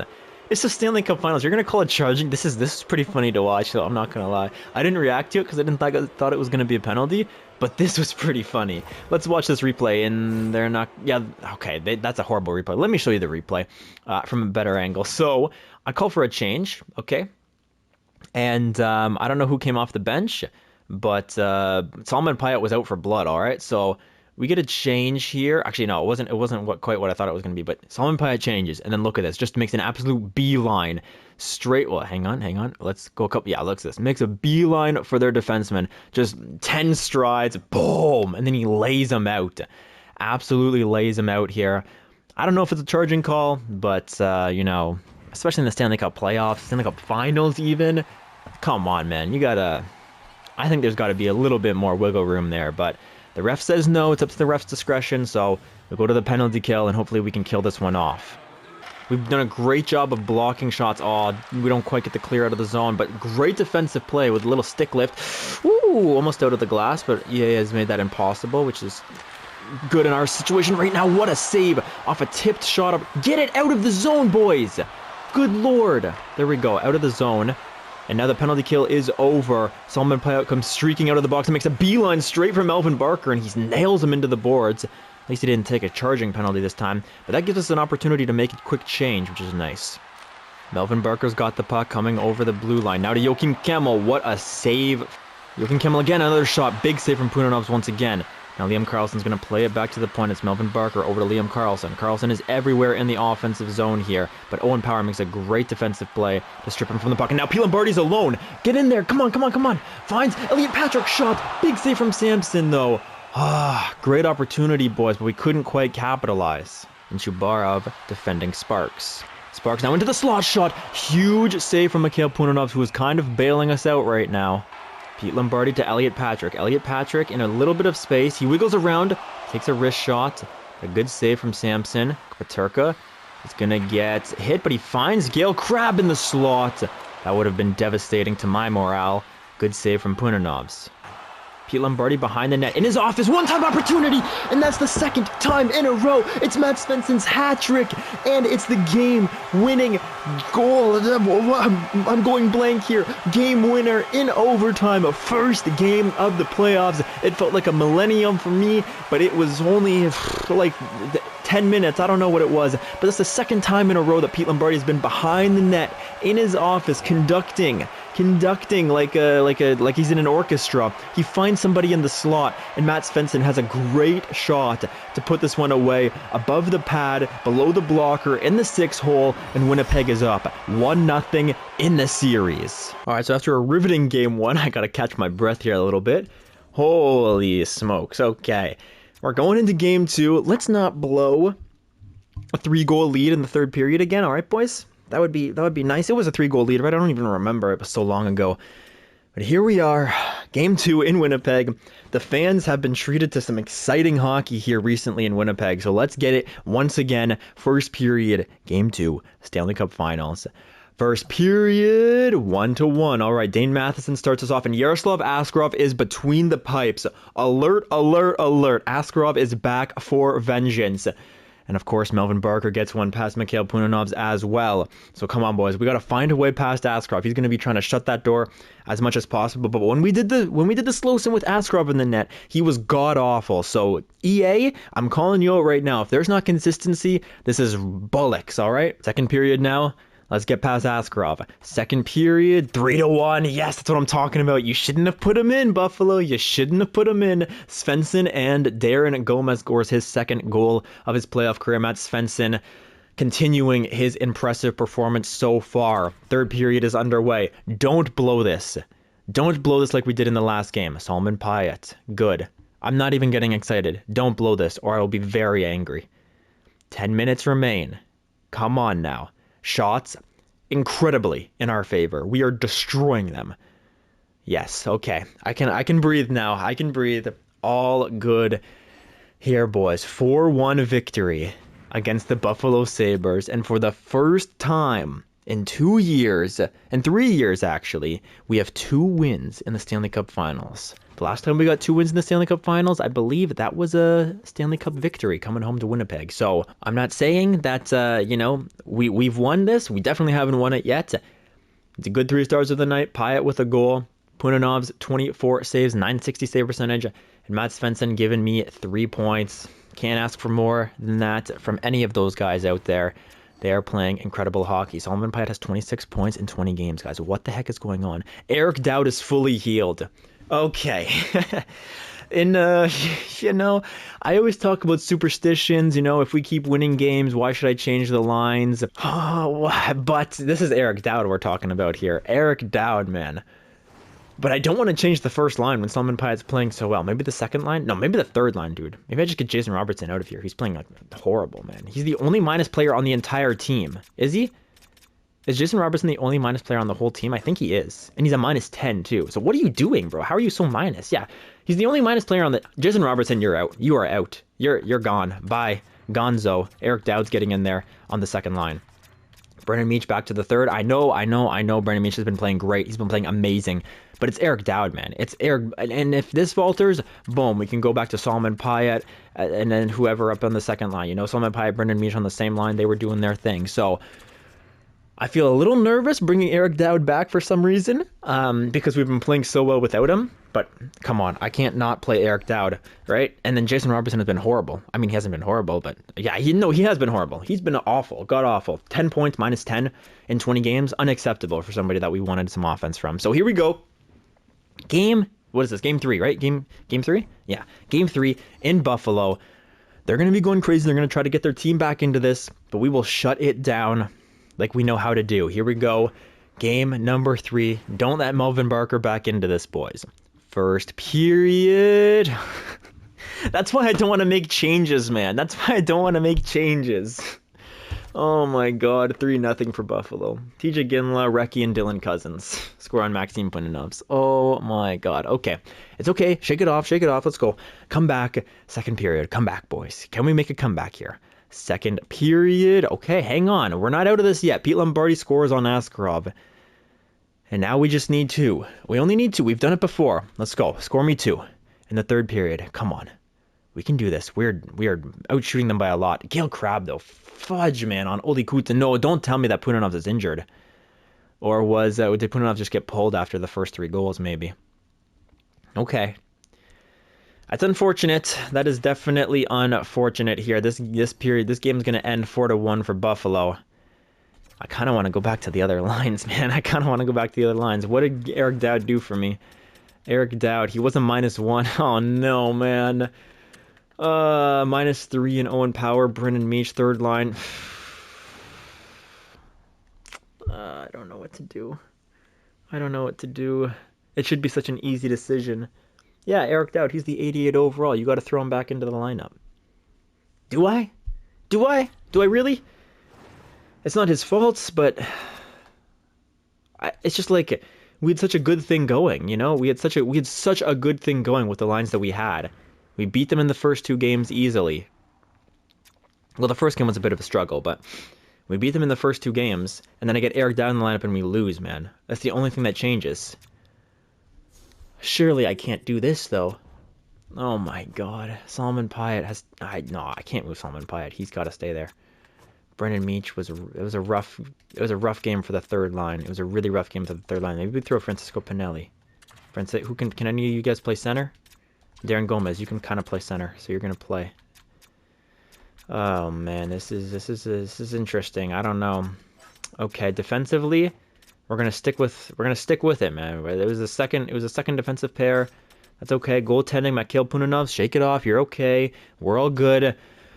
Let's go. Pinelli is up to the third line. Maybe I'm making a little bit too many changes now. He's a +9, and Jason Robertson's a -10. I can't put Jason Robertson back in the lineup. I can't do it. I honestly, I can't. So, Game 4, I want this one, man. I want this one bad right now. Game 4. Oh, come on. Come on, this would be great. This would get us up 3-1. This would be amazing. If we lose this one, oh, boy, I don't know what to do. Here we go. First period. Let's fight, boys. Let's fight. First period, 1-0 for us. It's Pete Lombardi on the first line. He knows how to get that puck past Yaroslav Askarov. Great first period.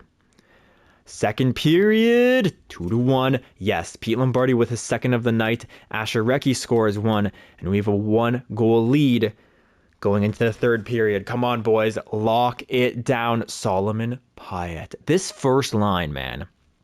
Pete Lombardi, Elliot Patrick, and insert a right winger. The first line is insane. And power play opportunity, that's going to go nowhere. No, not Liam Carlson. No. Good kill. 3 minutes, hold on. 2 minutes, hold on. I hate this team, bro. I hate these guys. That's another 2-goal lead we've given up in the third period. Here we are. KeyBank Center for Game 4. They're going to be very desperate for this one because this is the difference between a 2-2 lead and a 3-1 lead for us. Solomon Pyatt, though, trying to answer right back with a goal of his own after we just allowed 2 goals in very quick succession. Solomon Pyatt to Pete Lombardi. Oh my god, that was almost an amazing play. Holy smokes. Melvin Barker with the puck now over the blue line. Back door. Misses the net, but it good trickles.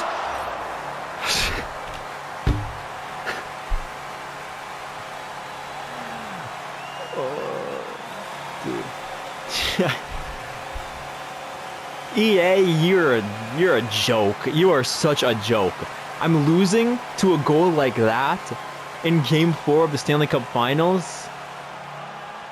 Dude, just watch. I have no words.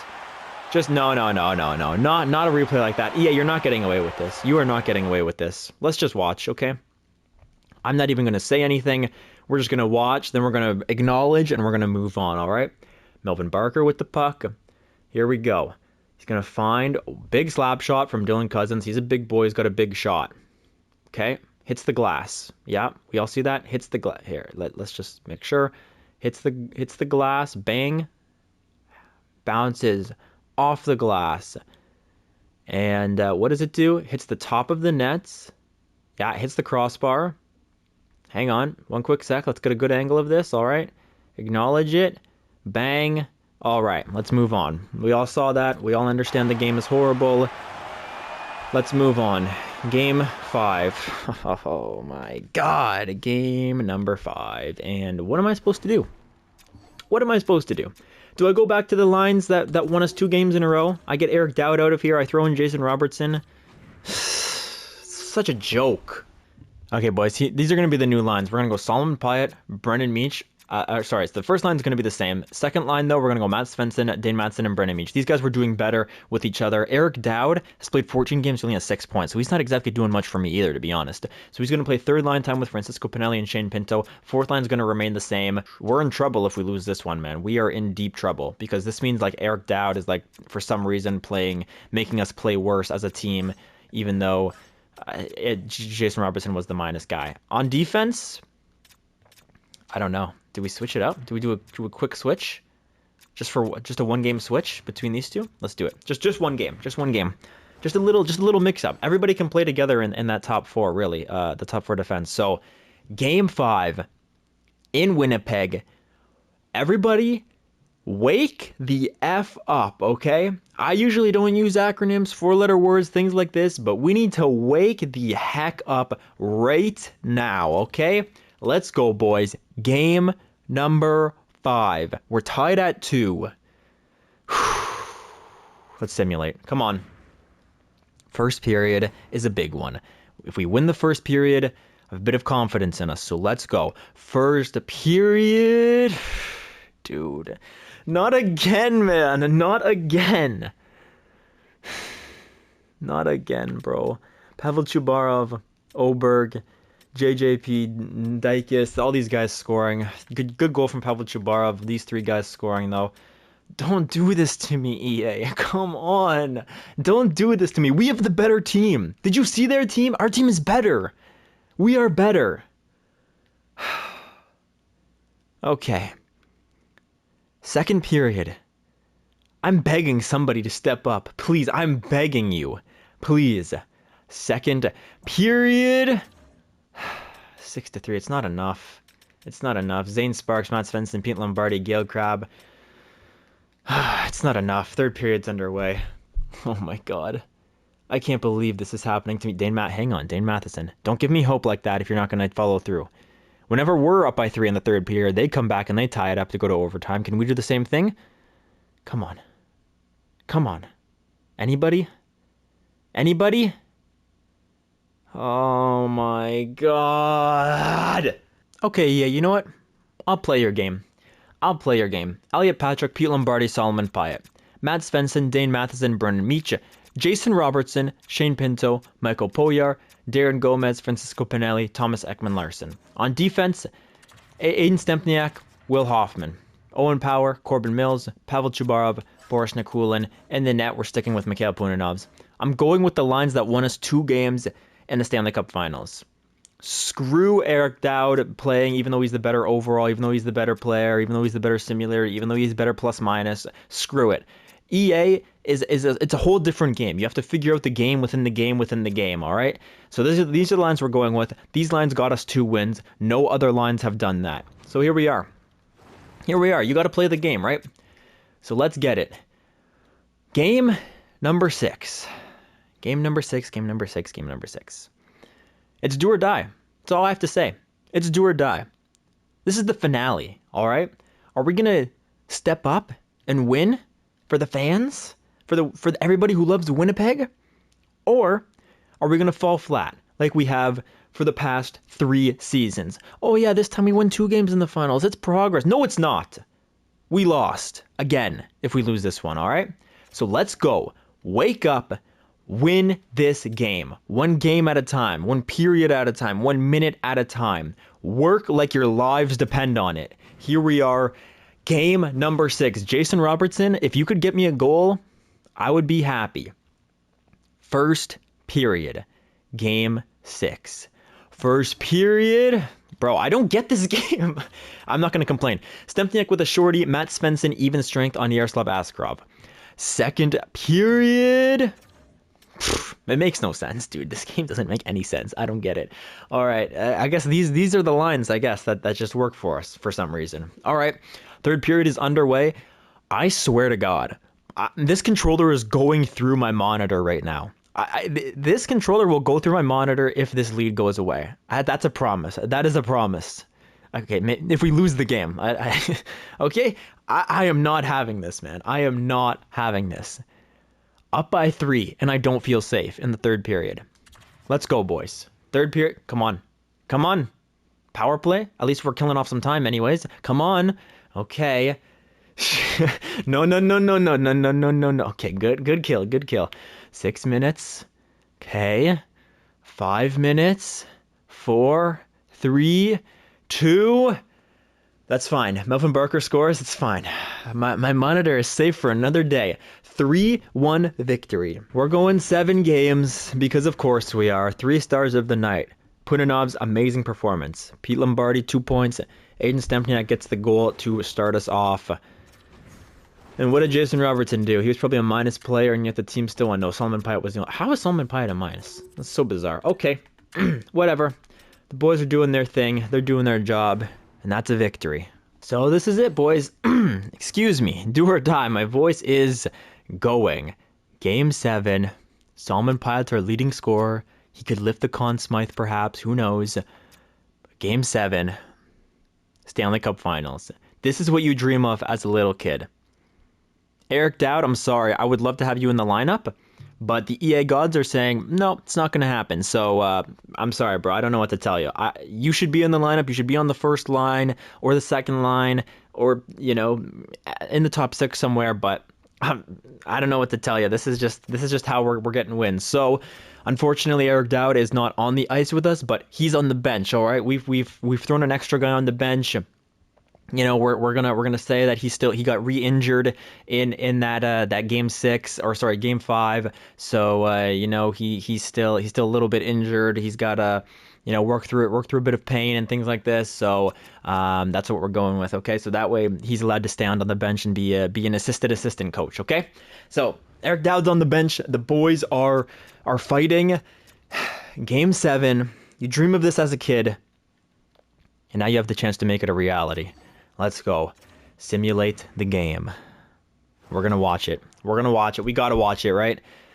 ×8 simulation. And Darren Gomez, the rookie, on the 4th line. But then Dylan Cousins, of course, answers right back. And here we go. The roller coaster has begun. 1 goal for either side. 1 goal. Of course, here we go. We're being outshot very heavily. But oh my God. He woke up. This guy finally discovered what his stick was meant for. He woke up, and he actually got me a goal in the playoffs, and it's the biggest goal of any player that is any. Actually, no, that's probably not true. Elliot Patrick scored in the overtime. Matt Svensson scored in overtime, but it's a huge goal. Get us up by 1 in the first period. This guy finally discovered how to play hockey. Holy smokes, he's -10, but he's got 1 goal. Hooray! And for some reason, when he's in the lineup, we win games. But when he's not, and we throw Eric Dowd in there, who has a better plus-minus and a bit less points, but he has less games played as well, we suck. So make it make sense. I don't understand it. But either way, we're not going to rag on him. Great goal, Jason Robertson. The monkey is off his back, and now he's going to get me a hat trick, huh? Second period is underway. Of course. Of course, power play though, and it's Pete Lombardi, and we still are on the power play, and it's Dane Matheson. It's the two centermen. They are bonding over their power forwardness, and then it's Pete Lombardi again, shorthanded. But then Oberg, okay, and we're up by 2 halfway through the game. Oh, there's 8 goals halfway through the game. What is going on, man? What an explosive Game 7 Stanley Cup final. Usually you think Game 7 elimination game. Both these teams, nobody's gonna want to make the mistake. They're gonna play tight, dump it into the zone, and then relax, right? Like if you're a betting man, you're not expecting it to have 8 goals in the game. You're expecting a 3-goal game, a 4-goal game, a 5-goal game, maybe max, for five total goals to go in, like max. But like 8 goals halfway through the game? What are we talking about here? We're starting the third period, and what better way to start the third period and the final game of the entire series than to be up by 2? It's been our kryptonite the entire series, being up by 2 and then allowing the team to come back. You've seen it happen here a couple of times in this video alone, being up by 3 even and having the team come back. Up by 2, the worst lead in hockey. I used to say it's the worst lead in hockey, but I say I'm up by 2. Now what do I say? It's the worst lead in hockey, especially in EA hockey. So boys, buckle down. Your last period ever, because you're EA simulations. So this is your last period. Put everything you have into it. And I mean everything. Every stride. Every time your skate glides across the ice, every stick check, every hit, every block, stand in front of that puck. Be fearless. Go out there and outwork the opposition. Third period is underway. Come on, boys. Come on. No! Faith scores on Punanovs. Oh my god. Halfway through the third period, and the lead has dwindled to 1. 5 minutes left. The lead is still 1. My commentary is no. I was going to jump in for the last 3 minutes. And before I do... oh my god. We lose a third period lead, up by 2 once again. It all comes down to this. We're jumping into the third period with about 2.5 minutes left. They just scored a goal. So let's see who the better team is. Third period is underway. We've got 3 minutes left in it. Tied at 5 here. Faith, I don't know who this Faith guy was. I don't think he had a single goal the entire series. But then he scored 2 huge ones. Pete Lombardi, hang on. Pete Lombardi with the puck. Finds Will Hoffman, shot. Save. Pete Lombardi! Pete Lombardi! Pete Lombardi's hat trick! He scored a power play, a shorthanded, and an even strength goal now. He gets a hat trick, and he's going to give us a 6-5 lead with 3 minutes left in the third period. Oh my god. This kid is clutch. This kid is the definition of clutch right now. What the heck? A shot on net. He picks up the rebound, gets it to his forehand, and Yaroslav Askarov is left fumbling around, looking around the bleachers at his old team and thinking, why the heck could I not perform for these guys? Oh my god, what a goal. And a timeout is called by the Buffalo Sabres. You do not see that every day from the AI deciding to make a smart decision and call a timeout. But here in Game 7 of the Stanley Cup Finals, they are throwing all chips on the table. Pete Lombardi, he wins the draw. His quick draw ability has been so clutch for me, winning faceoffs when they matter most. Also scoring goals, of course. Will Hoffman, shot, it goes nowhere. Solomon Pyatt in the corner. Keep it down low, boys. Keep it down low. Yes, Solomon Pyatt making huge plays happen. Makes Askarov sprawl around. Now Adam Jiricek with the puck. Jiricek crosses that blue line into Winnipeg territory, but Will Hoffman, like he has so many times before, gets in the way of the puck, and Pete Lombardi is alone with Liam Karlsson. Pete Lombardi shot saved, but the puck is loose, and Askarov is going to hang on to it. The second line, our second line, is matching up against their first line, and we win the draw. Power, Mills, shot, easy save from Askarov. I'm showing you guys every second of gameplay here with 3 minutes or 2 minutes now to go, and there is Lord Stanley's Cup being taken out of the box. It's been in the building for a couple of times now. I think yeah, I would have been building for Game 6 and then Game 7. So, oh my goodness, that is what it's all about right there. That cup, to get our names engraved upon it once again. It'll be 3 times for some of these people from the guys on our team. Oh, Corbin Mills shot misses. Another shot there, misses the net. Now Owen Power with it. Power to Mills. Mills to Meach. The puck is 200 feet away from our net, though. We lose it, but at least it's away from our zone. Joachim Kemmel now with the puck. Kemmel gets nudged off the puck, and Matt Svensson collects it around our goal line. Brennan Meach turns back around. Watch out, man, behind you. We're good. Dane Matheson now with it. Dump it in, bro. Just dump it in, or put it on net or something. Don't lose it at the blue line like you just did. Corbin Mills, though, picks it back up, and that puck gets 200 feet away from our net, and we're going to force a face-off for that first line to get back out there. Hopefully get me a quick draw win, will Pete Lombardi. And hopefully we can get sustained pressure. Although sometimes, you know, he draws it back to the defense, and then their wingers can get out there real quick. It's pretty random, but I prefer to win the faceoff than lose it. So let's see, and we do win it over to Will Hoffman. Stempniak now, be careful! Oh my gosh, Pete Lombardi with the puck. Pete Lombardi to Stempniak, shot, saved from Ascroft. It was a bit of a seeing eye shot there, not sure how it got through. Lombardi, oh my god, Lombardi is trying fancy things with a minute left in Game 7. What is he doing? That's what makes him such a special player. Ascroft is making big saves, and we get an offensive zone draw once again. We're going to go third line. Yeah, we'll go third line. A bit sketchy there, but we'll go with the third line. So Shane Pinto, give me the win. He does tie him up. Michael Poyer with the shot is going to hit a body. Oh, no, maybe the third line was a bad decision. No, big hit there from, who was that? I don't know. Is that Pavel Chubarov out there? No. That would have been, I don't know. Who's 58? I don't know who that is. Anyways, Aiden Stempniak. Shane Pinto shot. Hits the body in front, and Gale Crab breaks out to Melvin Barker. Let's be careful now. Melvin Barker with the puck. Tries to take a shot, but Jason Robertson, good back check. Now Will Hoffman. Hoffman with 45 seconds remaining in the period. Michael Poyar takes a shot. He gets hit off that puck, and Joachim Kemmel collects it in the corner. Now Kemmel, they pulled their goalie, did the Buffalo Sabres. And Mikhail Punov is going to hold on. We're going to get the first line out there with the second. I trust the second pair. First line out there with the second pair. I was thinking about taking a timeout, but no, I trust these guys. The entire stadium is standing. Winnipeg Jet fans are rising. Pete Lombardi wins a huge face-off because of his quick draw ability. Over to Corbin Mills. Corbin Mills has a wide open net. Shoot the puck! What are you doing? Oh my god, what are these idiots doing? Go over in the corner and get it. Shoot it on net. Pete Lombardi, shot is blocked. Elliot Patrick now to Pete Lombardi, shot is blocked. Pete Lombardi finally puts it in, his 4th goal of the game, and it's gonna be the winner. Oh yes. And jubilation is here right now. I am in absolute glee. I don't know what else to say. Elliot Patrick finds Pete Lombardi, or no, Solomon Pyatt finds Pete Lombardi, whoever, doesn't matter. The puck went in the back of the net. And that's gonna do it, boys. That is going to do it for this playoff series. What a run it has been.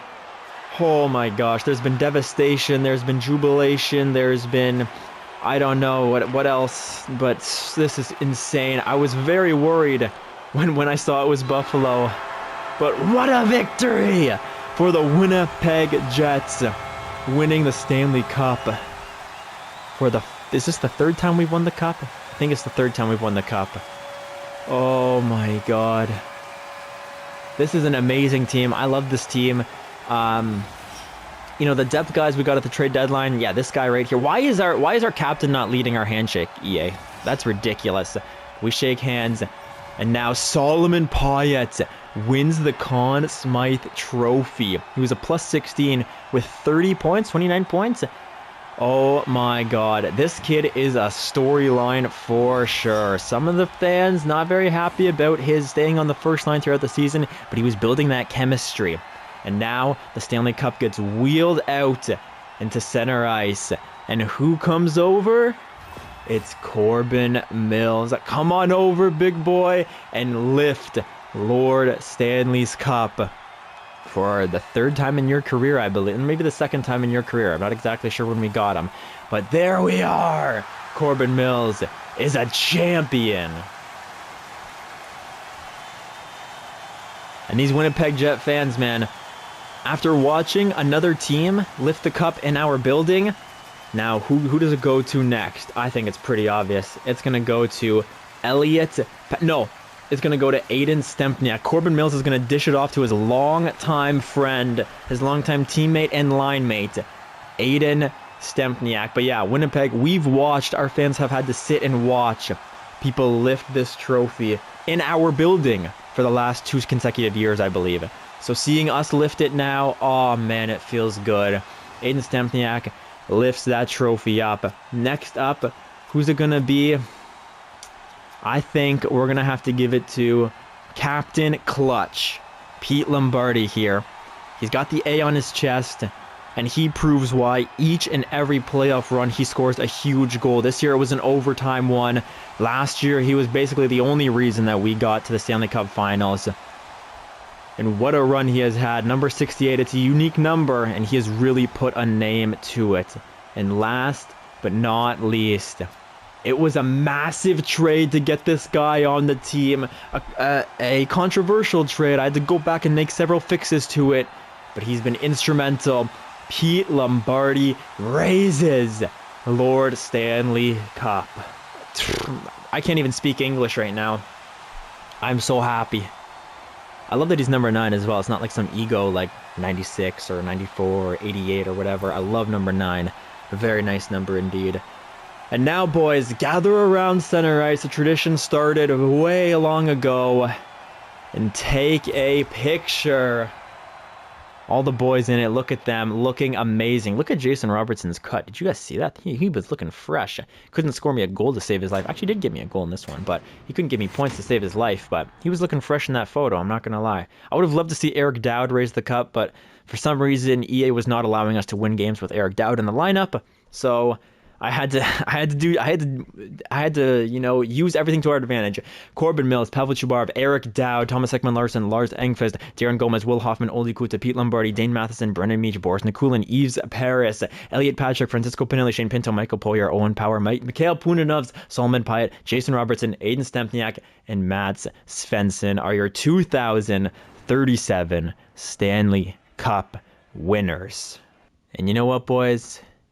This has been an amazing series. I think, not to pat myself on the back or tell me I'm better than I am or anything, but I think this series was better than the Ottawa series. You know, let's do a little task here. If you're still here, first of all, thank you so much. Love you. Great to have you here. Let's do a little exercise in the comments. You know, even if you don't comment very often, you know, these videos get about 100 or so views, which I know is nothing compared to like the vast scope of YouTube, but I have so much fun doing them anyways.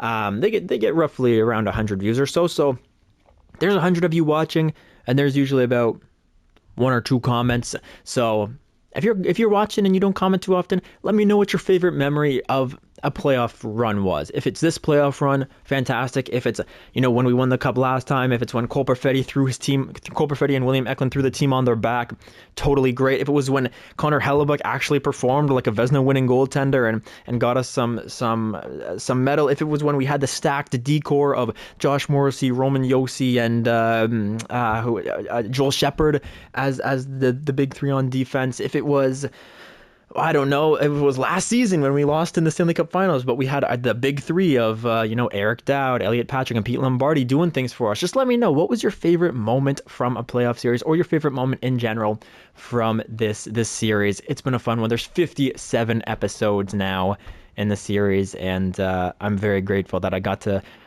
share this with you guys, because I've always loved GM mode, and so being able to throw it on the internet for all you guys to see, and you know, again, not a lot of views in the grand scope of YouTube, but I love the little community that we have, and I think it's really an amazing time always to show you guys what's going on in the franchise mode. And we went 13 long years. I don't know if I should put some stats on the screen. It's going to take me a long time to do that, so I think I'm just going to leave it at this.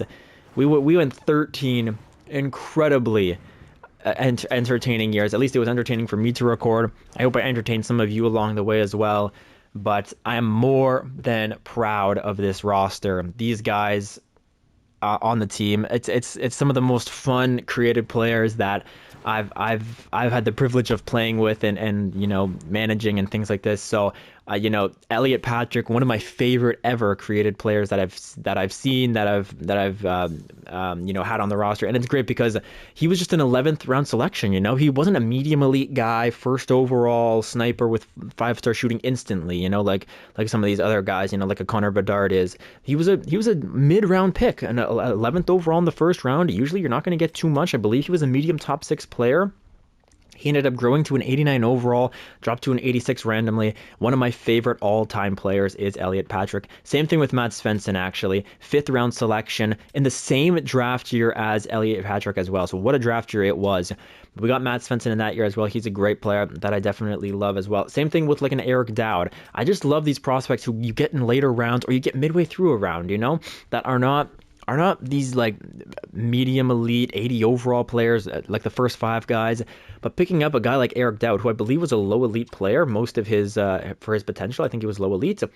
I just love seeing that happen in that growth. Salman Payat has been an amazing story. I know he finished off the regular season a bit slow, but his winning the Conn Smythe, we can't ask for any more than that, man. We cannot ask for any more than that. So this lineup of guys, I really love them, and I think that they're an amazing team, and there's some fun stories for sure. Also, the universe in general, like if we want to go over and take a look back in the Buffalo universe.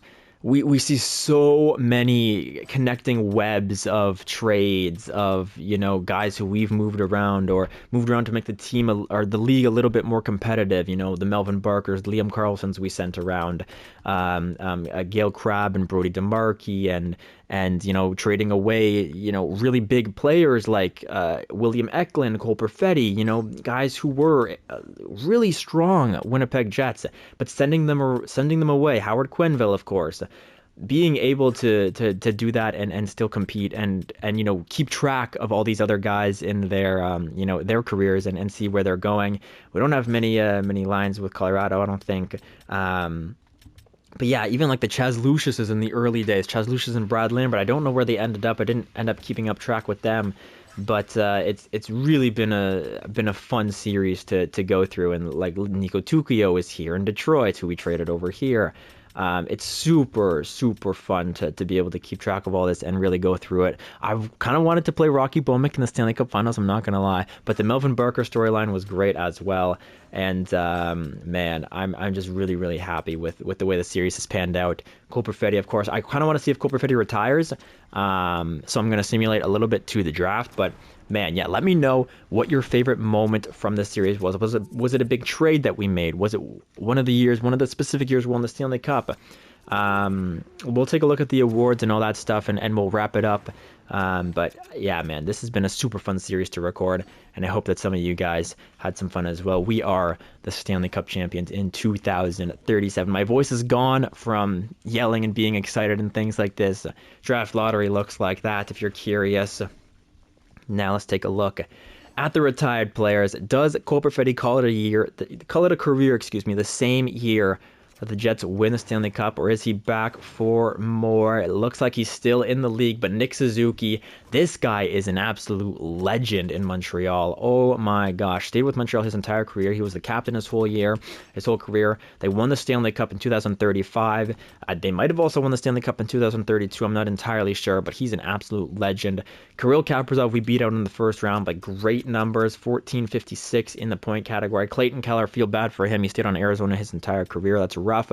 Patrick Laine retires. Robert Thomas retires. Jordan Kyrou, Martin Necas, Jesper Bratt, Kirill Marchenko, Philip Keto. No former Winnipeg Jets, it seems like. Barrett Hayton, Cody Glass, all right. Noah Dobson, Rasmus Anderson, Connor McMichael, all these guys down here. Not very many Jets, which is a bit disappointing. I thought we were going to be able to say our goodbyes to Cole Perfetti and guys like this. But hey, what are you going to do, right? So let's go look at defense now.